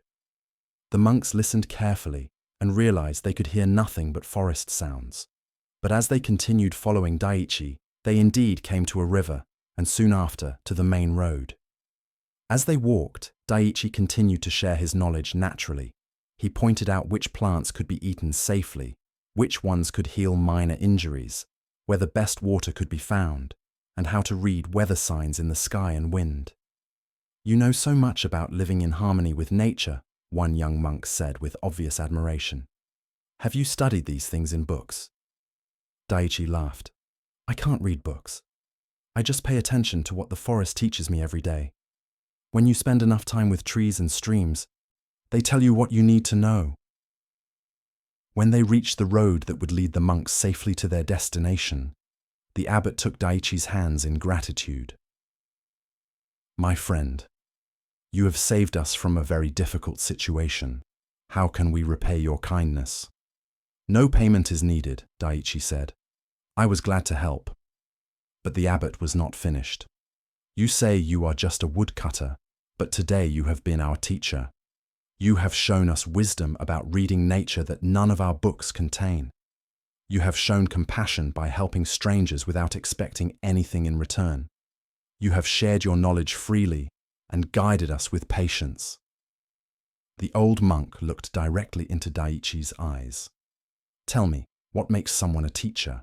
Is it having read many books? Or is it having learned from life and sharing that learning with others who need it?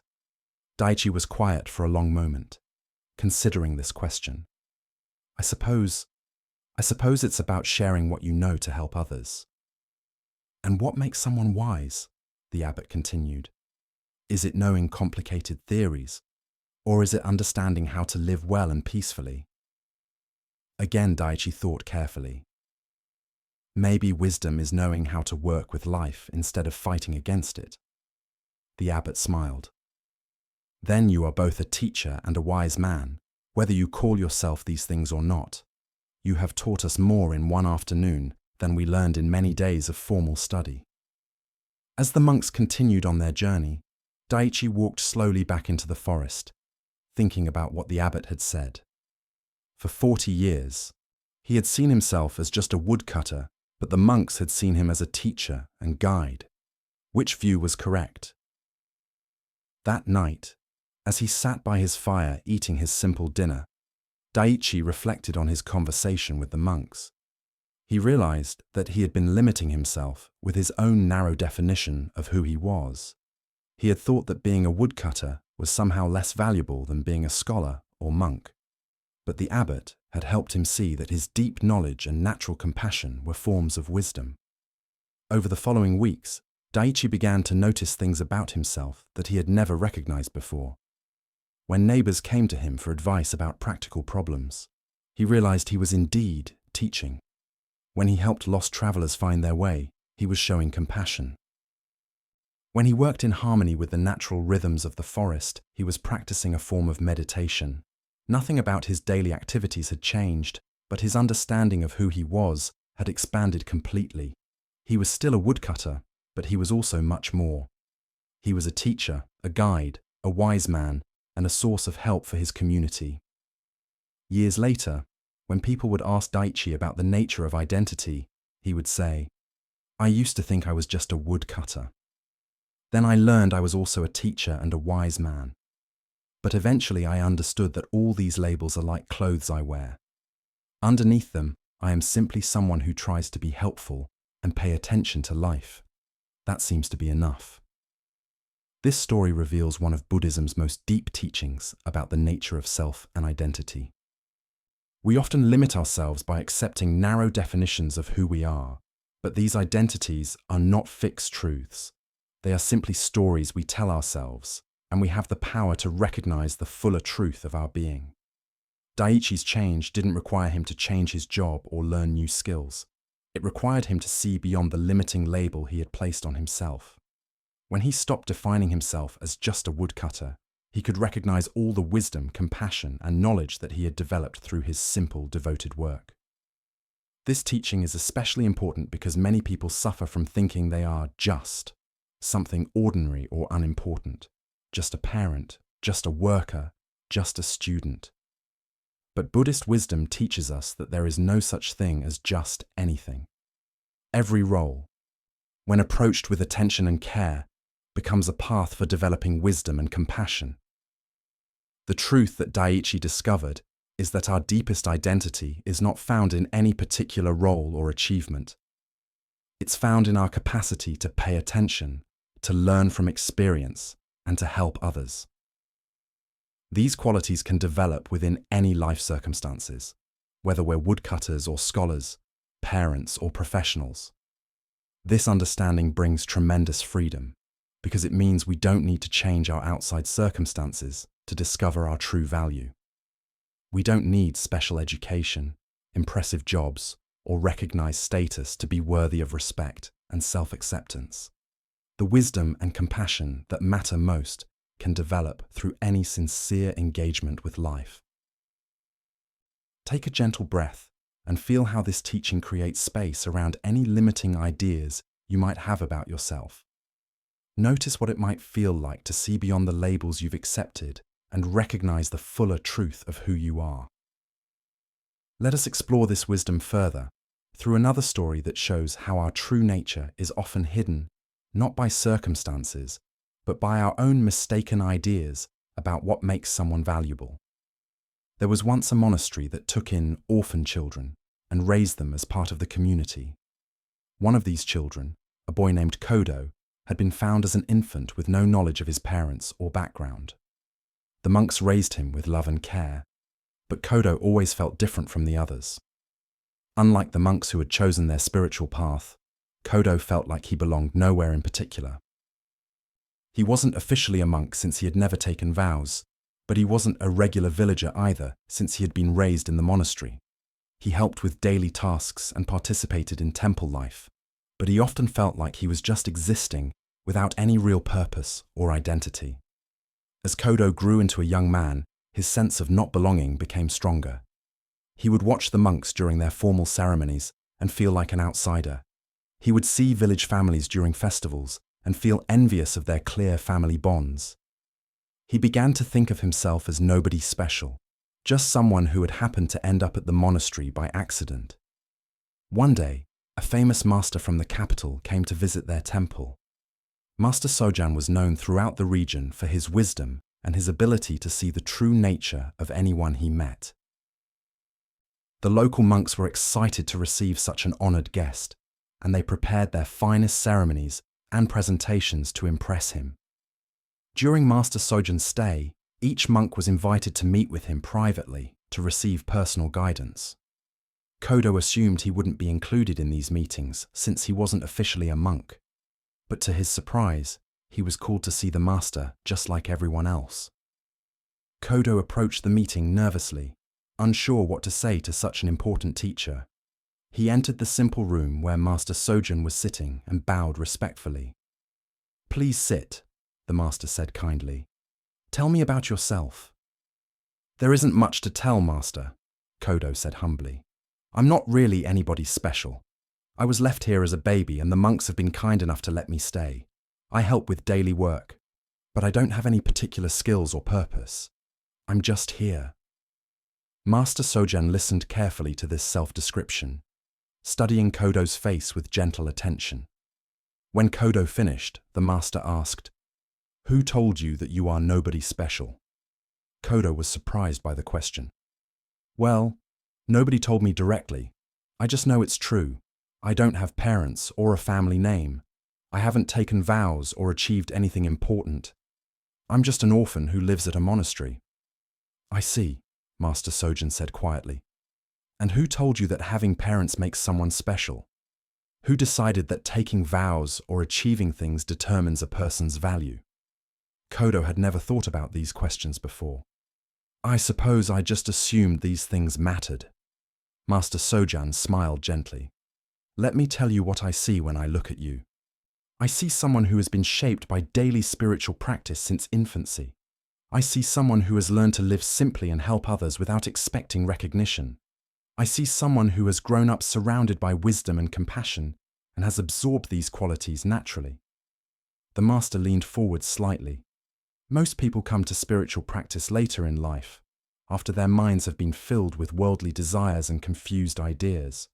You have been practicing from the beginning, even if you didn't know that's what you were doing.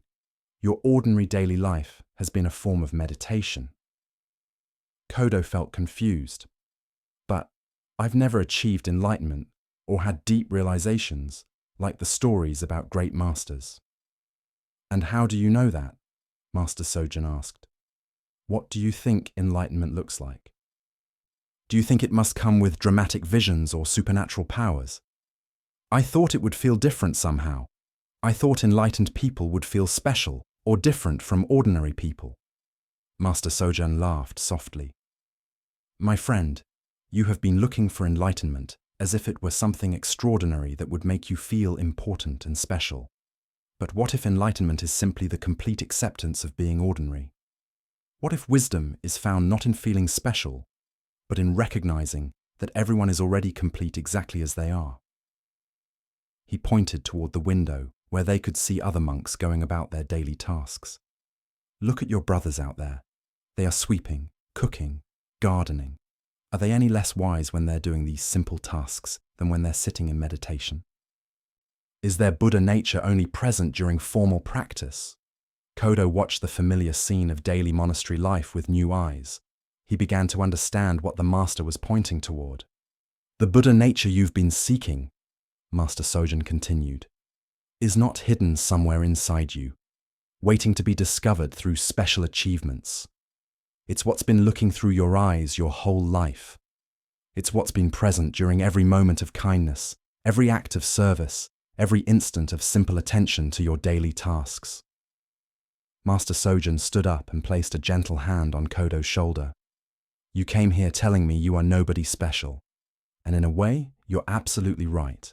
You are not special in the way the ego wants to be special, not important in the way the mind wants to be important. But this ordinariness you're disappointed by is actually your greatest gift. You have lived your whole life without the burden of trying to become someone special. And because of that, you have remained naturally who you really are. That evening, as Kodo went about his usual tasks of helping with dinner and evening cleanup, everything felt both exactly the same and completely different. He was still doing the same work, still living the same simple life, but he was no longer waiting for something better to happen. He was no longer looking for a different identity or a special achievement to make him feel valuable. He realized that the seeking itself had been the only thing stopping him from recognizing what was already present. His true nature had been there all along, not hidden, but so obvious that he had overlooked it while searching for something more dramatic. This deep story shows the deepest teaching about our true nature in Buddhist wisdom. We often think we need to become someone special, achieve something important, or have dramatic spiritual experiences to be worthy or complete. But the truth is exactly the opposite. Our true nature is already present, not as something extraordinary, but as the ordinary awareness that experiences our daily life. Kodo's journey shows us how our seeking for a special identity can actually stop us from recognizing the natural completeness that's already here. When we stop trying to become someone important and instead appreciate who we already are, we discover that we were never actually lacking anything. This teaching brings immense relief because it means we don't need to wait for some future achievement or realization to be fundamentally okay. We don't need to earn our worth through accomplishments or spiritual attainments. The awareness that's reading these words right now, the consciousness that experiences your thoughts and feelings, is already complete and perfect just as it is. The Buddhist path is not about becoming enlightened, but about recognizing the enlightenment that's already present. Not about achieving a special state, but about seeing through the illusion that we need a special state to be complete. Like Kodo, we often overlook our natural wholeness while searching for something more impressive. This understanding naturally leads to a deep sense of ease and acceptance. When we stop trying to be someone other than who we are, when we stop waiting for some future moment when we'll finally be good enough or special enough, we can rest in the simple truth of our present experience. As you settle into this teaching now, feel into the possibility that you are already exactly who you're meant to be. Not perfect in the sense of having no room for growth or learning, but complete in the sense that your fundamental nature lacks nothing. The peace that Buddhist teachings offer is not something you need to achieve, but something you can recognize right here, right now, in the simple fact of your own aware presence. This recognition is the greatest gift these ancient teachings offer. Not techniques for becoming better, but the wisdom to see that underneath all our ideas about ourselves, we are already whole. This wholeness is what allows us to rest completely, knowing that we are home exactly where we are. There once lived a master gardener named Yuki who was famous throughout the region for creating the most beautiful gardens anyone had ever seen. Her specialty was cherry trees, and people would travel from distant provinces just to walk through her gardens during the brief cherry blossom season. Yuki had spent 40 years perfecting her art, She knew exactly which varieties of cherry trees would bloom at different times, creating waves of color that lasted for weeks. She understood how to shape the trees so their blossoms would frame mountain views perfectly. She had created stone paths that guided visitors to see each tree from its most beautiful angle. But Yuki had a problem that troubled her deeply. Every year, just as her gardens reached their peak beauty, the cherry blossoms would begin to fall. Within days, the magnificent display she had worked all year to create would be gone, leaving only green leaves where stunning flowers had been. The fleeting nature of the blossoms filled her with sadness and frustration. Why must something so beautiful last such a short time? She would ask herself as she swept the fallen petals from her paths. If only I could make the blossoms stay longer, then people could truly appreciate their beauty. Yuki began experimenting with ways to extend the blooming period. She tried different fertilizers, built small shelters to protect the flowers from wind and rain, and even attempted to coat some blossoms with clear substance to preserve them. But nothing worked. The cherry blossoms followed their natural rhythm, blooming gloriously and then falling away, regardless of her efforts to control them. One spring morning, as Yuki was sadly sweeping up another pile of fallen petals, an old monk appeared on the path. He was walking slowly, stopping frequently to look at the trees, even though most of the blossoms had already fallen. "Excuse me," Yuki called to him. "You've come too late. The peak blooming was last week. There's not much left to see now." The monk looked surprised. "Too late, but I can see many beautiful things right now." He pointed toward a tree where the last few blossoms clung to branches that were already showing fresh green leaves. "Look how lovely this is.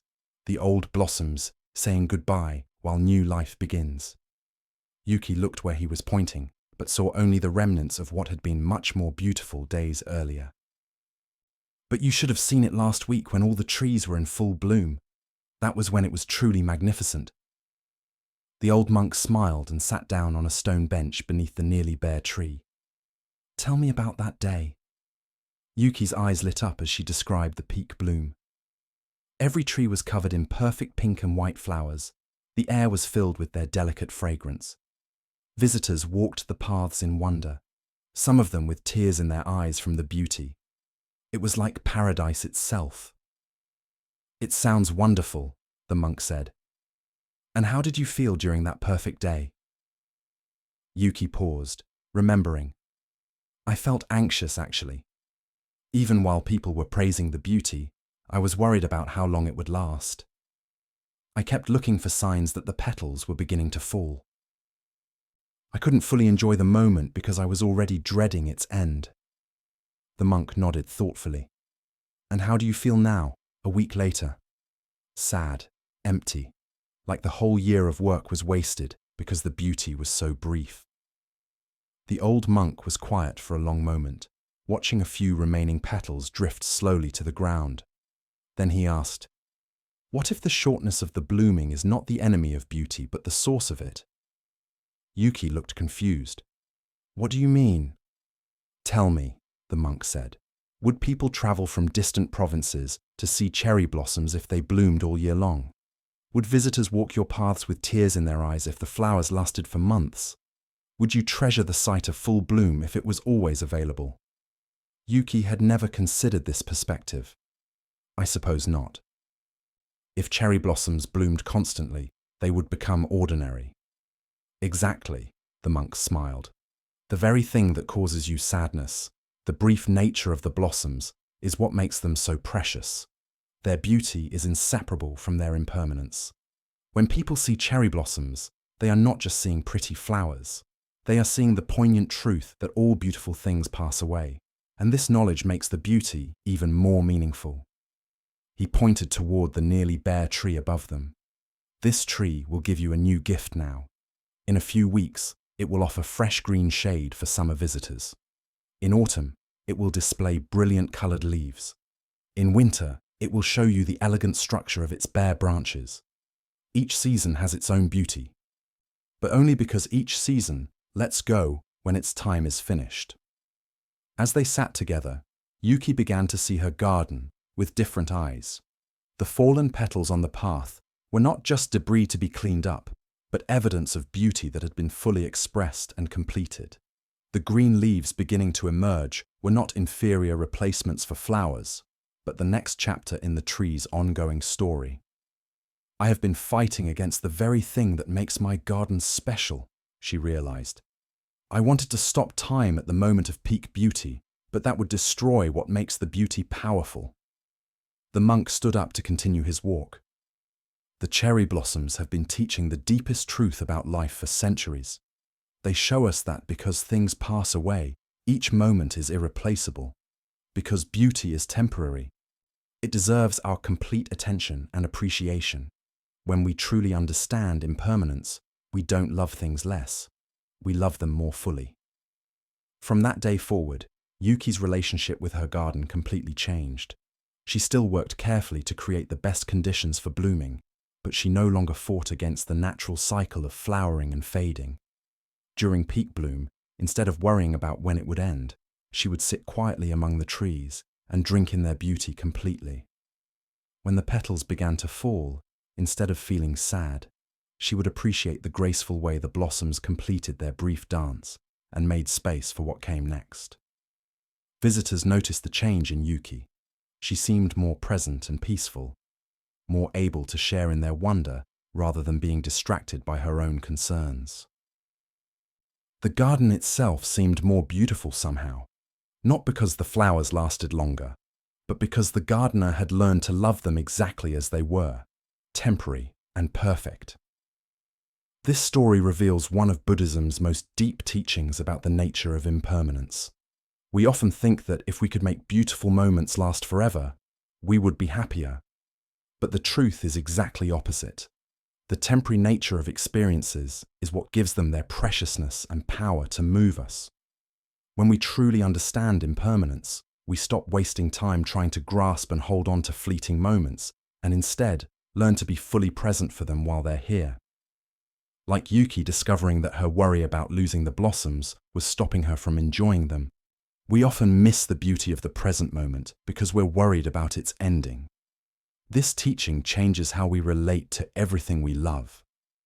Instead of being paralyzed by the knowledge that good times won't last forever, we can be freed by it. Each moment becomes precious precisely because it won't come again. Each experience with loved ones becomes meaningful because our time together is limited. Each day becomes a gift because we know it's not guaranteed. The Buddhist understanding of impermanence is not meant to make us sad or pessimistic. It's meant to wake us up to the incredible value of what's happening right now. When we stop fighting against the natural flow of change and instead learn to appreciate each stage of life's unfolding, we find a deeper peace and gratitude than any attempt to freeze time could ever provide. Take a gentle breath and feel how this understanding creates both tenderness and appreciation for this moment. Notice how knowing that this peaceful time won't last forever makes it more precious, not less. This is the gift that accepting impermanence offers us. Let us explore this wisdom further through another story that shows how understanding the temporary nature of life can actually make us more alive and present. In a mountain village, there lived an old doctor named Kenji, who'd spent his entire career caring for the people of his community. He had delivered their babies, treated their illnesses, and comforted their families through times of loss. Now in his 70s, Dr. Kenji had developed a serious illness of his own, and he knew he had only a few months left to live. Many people expected Dr. Kenji to become depressed or bitter about his diagnosis. After spending his life healing others, it seemed cruel that he should face a disease that couldn't be cured. But instead of becoming sad, something surprising happened. Dr. Kenji seemed to come alive in a way that his friends and patients had never seen before. Every morning, he would wake up and spend time looking out his window at the mountains, as if seeing them for the first time. He would savor his simple breakfast with obvious pleasure, paying attention to tastes and textures he had barely noticed for decades. When neighbors came to visit, he would listen to their stories with complete attention, as if each conversation was the most important thing in the world.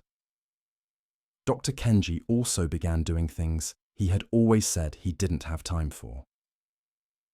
He started painting watercolors of the mountain views from his house. He wrote long letters to old friends he hadn't contacted in years. He spent hours sitting with children in the village, telling them stories and listening to their dreams and concerns. His assistant, a young nurse named May, was puzzled by this change. One afternoon, as Dr. Kenji was carefully painting a picture of a single flower in a small vase, she asked him about the change she had observed. "Doctor, forgive me for asking, but you seem happier now than I've ever seen you, even though you're facing such a difficult situation. How is this possible?" Dr. Kenji set down his brush and smiled at the young woman. "May, do you know what I discovered when I learned I was dying?" "What?" "I discovered that I had been dying all along. We all are. The only difference is that now I know approximately how much time I have left, and this knowledge has become a great teacher." May looked confused, so Dr. Kenji continued. "For 70 years, I lived as if I had unlimited time. I would put off conversations with old friends, thinking I would call them next month. I would rush through meals to get to the next task, assuming I could enjoy food properly someday when I wasn't so busy. I would notice beautiful sunsets, but barely pause to appreciate them, believing there would always be another sunset tomorrow." He pointed toward the flower he had been painting. "But when you know your time is limited, everything becomes precious. This flower will fade in a few days, and I might not be here to see many more flowers after that. So I paint it now with complete attention, as if it's the most important flower that ever bloomed." Dr. Kenji stood up and walked to the window. "Look at those mountains, May. I have seen them every day for 40 years, but I was usually too preoccupied to really see them. Now that I know I won't be looking at them much longer, each time I see them feels like a miracle." May began to understand. "You're saying that knowing about death makes life more meaningful. Not just knowing about death intellectually, but really accepting that our time is limited," Dr. Kenji clarified. "Most people know they will die someday, but they live as if they have forever. When you truly accept impermanence, not as a sad fact, but as the thing that makes each moment irreplaceable, everything changes." He returned to his painting, adding careful details to the flower's petals. "I'm not happy because I'm dying, May. I'm happy because I'm finally truly living. For the first time in decades, I'm not postponing my life, waiting for some perfect moment to begin appreciating what I have. I'm here now, completely present for whatever time remains." Over the following weeks, May watched Dr. Kenji continue to embrace each day with remarkable presence and gratitude. He never seemed to waste a moment on regret or self-pity. Instead, he poured his full attention into whatever he was doing, whether it was having a conversation, eating a meal, or simply watching clouds move across the sky. When Dr. Kenji's condition worsened and he became bedridden, his approach remained the same. He would listen carefully to the sounds outside his window, appreciating birdsong and wind in the trees as if they were precious music. When visitors came, he would look into their eyes with complete attention, making each person feel like they were the most important person in the world. On his final day, Dr. Kenji called May to his bedside. "I want to thank you for caring for me during these months," he said, "and I want to share one last thing with you." "What is that, Doctor?" "Don't wait until you're dying to start really living. The knowledge that time is precious doesn't have to come from a terminal diagnosis. Every day is terminal in the sense that each day that passes is gone forever. If you can remember this, not as a morbid thought but as a reminder of how valuable each moment is, you will live more fully than most people ever do." Dr. Kenji died peacefully that evening, and those who had witnessed his final months said they had never seen anyone face death with such grace and aliveness. His example became a teaching for the entire village about how understanding impermanence can change the way we experience life. This deep story shows us how accepting the reality of death can paradoxically make us more alive. Dr. Kenji's change illustrates one of Buddhism's most important insights. When we truly understand that our time is limited, We stop taking moments for granted and begin to experience life with much greater richness and presence. Most of us live with what we might call immortality syndrome. We know intellectually that we won't live forever, but we behave as if we have unlimited time. We postpone important conversations, delay pursuing our dreams, and rush through daily experiences while planning for some future when we'll finally slow down and appreciate what we have. But when we deeply accept impermanence, not just as a concept but as a lived reality, everything changes. Like Dr. Kenji savoring his breakfast or painting flowers with complete attention, we begin to approach each experience as if it might be our last, because in a very real sense, it might be. This moment, exactly as it is right now, will never come again. The Buddhist teaching of impermanence is ultimately about learning to love life more completely by understanding its temporary nature. Like cherry blossoms being more beautiful because they fade quickly, our experiences become more meaningful when we recognize they won't last forever. This wisdom naturally leads to the kind of presence and gratitude that allows the heart and mind to rest deeply. When we're fully present for this moment, instead of anxiously planning the future or regretting the past, we find the peace that has always been available right here, right now. As you settle into this teaching, feel how accepting impermanence creates a sense of both poignancy and appreciation for your life, exactly as it is. You don't need to wait for perfect circumstances or a terminal diagnosis to begin treasuring each breath, each moment of awareness, each opportunity to experience the simple miracle of being alive. This recognition that life is both temporary and precious naturally leads us toward the final integration of all these teachings. When we understand that we have limited time to embody wisdom and compassion, when we see that each moment is irreplaceable, we're ready to rest in the deepest truth that Buddhist teachings offer, the deep peace that comes from being completely present for the gift of existence itself. An old woman named Chio lived alone in a simple cottage at the edge of a village. She had spent her whole life there, raising her children, caring for her husband until his death, and helping neighbors through countless seasons of joy and sorrow. Now in her 80s, she lived quietly with her memories and her daily routine of simple tasks. Every morning, Chio would rise before dawn and sit on her wooden porch, watching the world wake up around her. She would listen to the first birds singing, feel the morning air on her skin, and observe the subtle changes in light as the sun rose over the mountains. This morning sitting had become her favorite part of each day. One morning, as Chio sat in her usual spot, a young monk appeared on the path in front of her cottage. He was walking quickly, his face showing signs of worry and frustration. He paused when he saw the old woman and decided to approach her.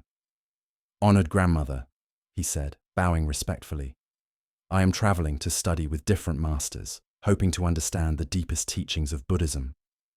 I have been walking for many days, and I am still far from my destination.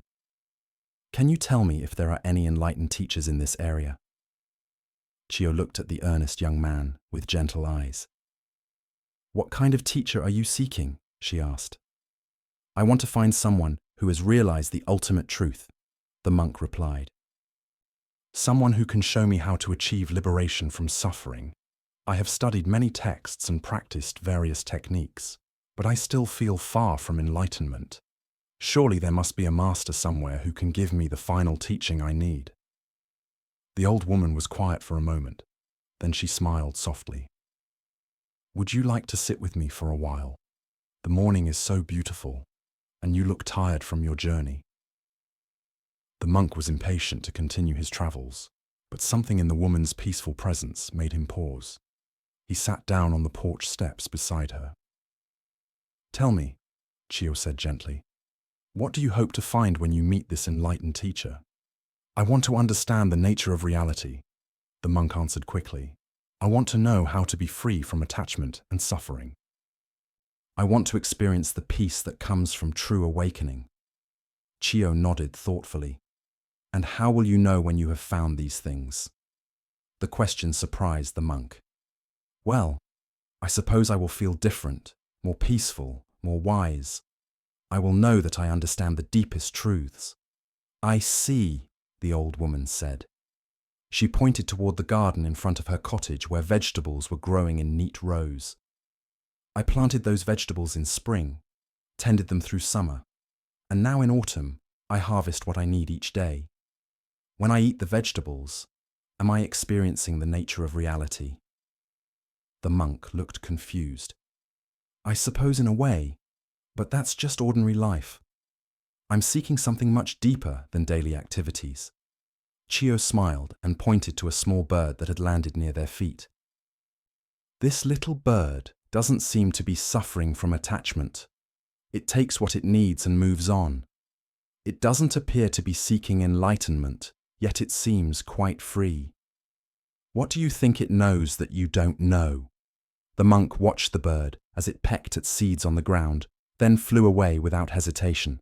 But that's just instinct. The bird doesn't have consciousness like humans do. Are you sure? Chio asked. How do you know what the bird experiences? And how do you know that your human consciousness is more complicated than it needs to be? They sat in comfortable silence for several minutes. The monk found himself naturally relaxing as he watched the simple scene in front of him. Morning light filtered through the trees, a gentle breeze moved through the garden, and the sounds of the waking village created a peaceful backdrop. You know, the monk said slowly, sitting here feels more peaceful than I have felt in months of intensive practice. Chio nodded. What do you think is different about this moment? The monk considered carefully. I'm not trying to achieve anything. I'm not analyzing or seeking. I'm just here. And how does that feel? Natural, easy, like I can finally stop pushing so hard.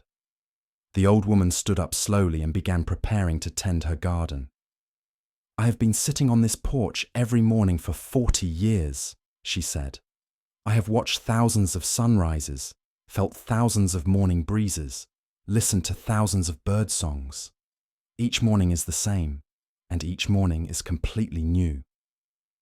She looked at the young monk with eyes full of kindness. You asked about enlightened teachers. I think the morning is your teacher. The bird is your teacher. Your own breath is your teacher. The feeling of peace you just experienced, that is your teacher too. The monk felt something shift inside him. Are you saying that what I'm seeking is already here? I'm not saying anything, Chio replied with a gentle laugh. But what do you think? Right now, in this moment, are you suffering? Are you confused about the nature of reality? Are you failing to experience truth? The monk looked around him with new eyes. The morning light, the peaceful garden, the simple presence of the old woman, his own breathing, the sense of ease in his body. Nothing had changed, yet everything felt different. It's so simple, he whispered. Yes, Chio agreed. So simple that we often miss it while looking for something complicated. The monk stayed with Chio for 3 days, not to learn special techniques or hear profound teachings, but to practice the art of simple presence. He helped her with daily tasks, sat with her in the morning, and gradually discovered that the peace he had been seeking was available in every ordinary moment when he stopped searching for it elsewhere. When he finally continued his journey, he was no longer looking for an enlightened master. He had learned that enlightenment was not something to be found in a distant place, or achieved through special practices. It was the natural state of awareness when it stopped struggling against itself.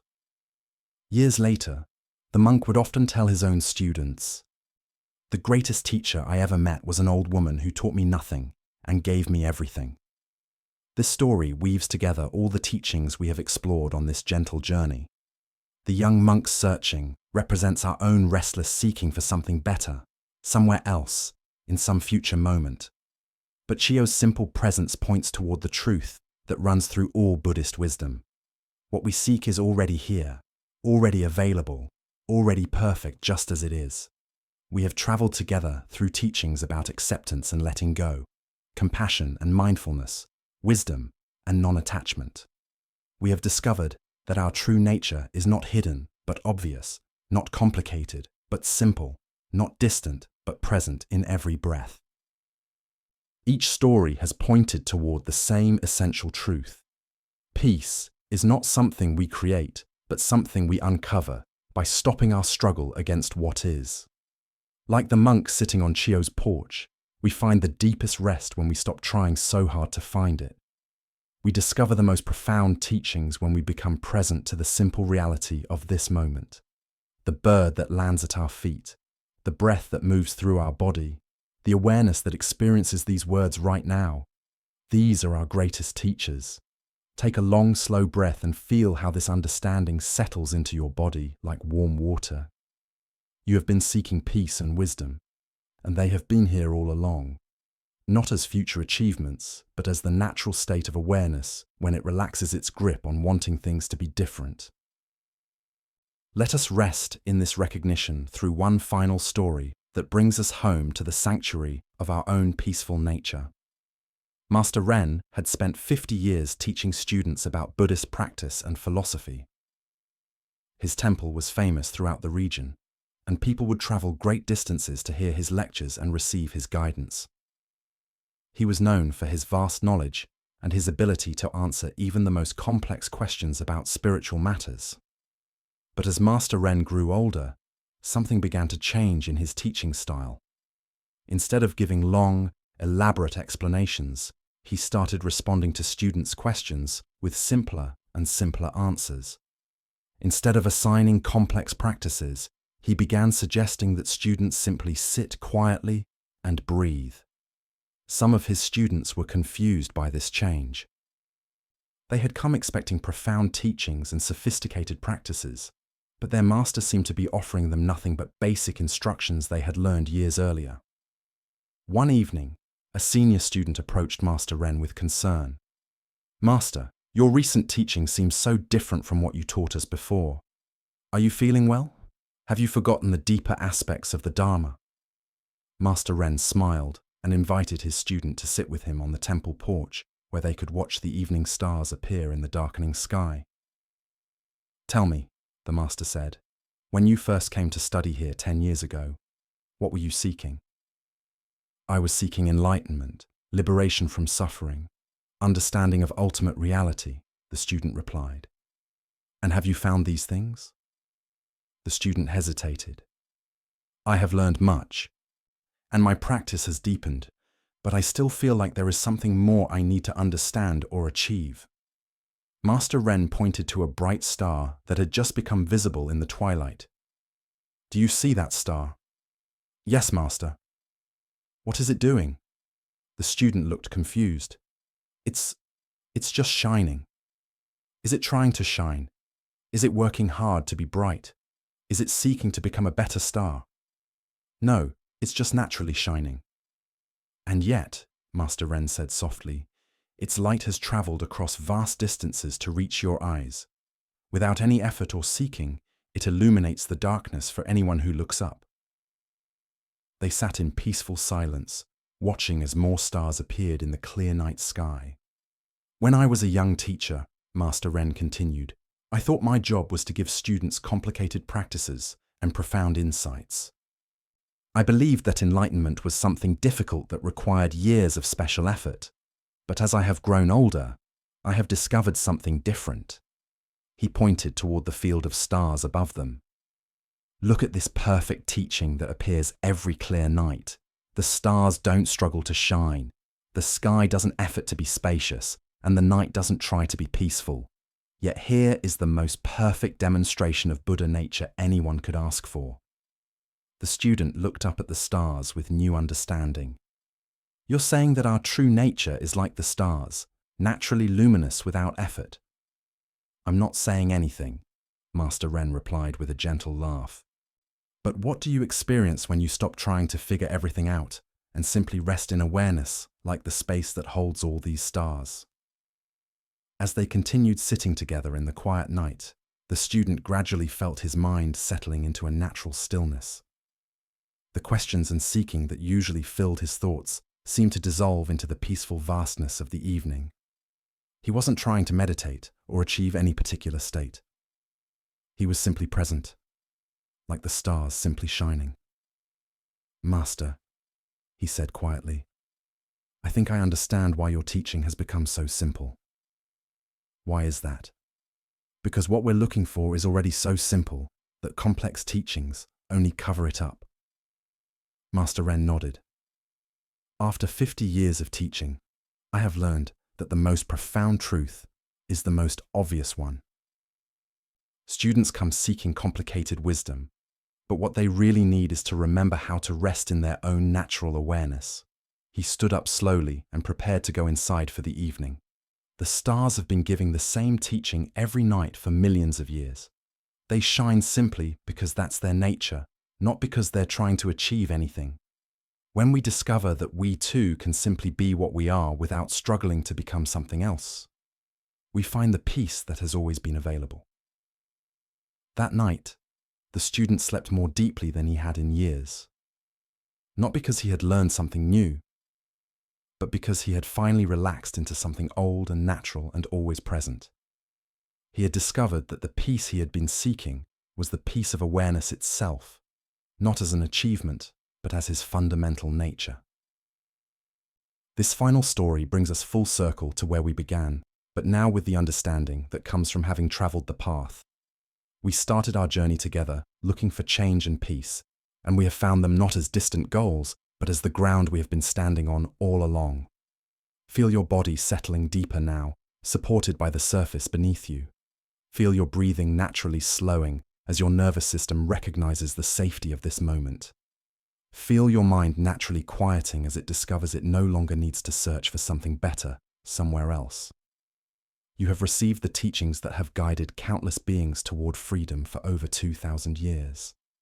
These ancient wisdoms have found their way to you across vast distances of time and space, like starlight reaching your eyes. They have planted seeds in the fertile ground of your awareness that will continue to grow in their own natural time. There is nothing more you need to do tonight, nothing to achieve or figure out.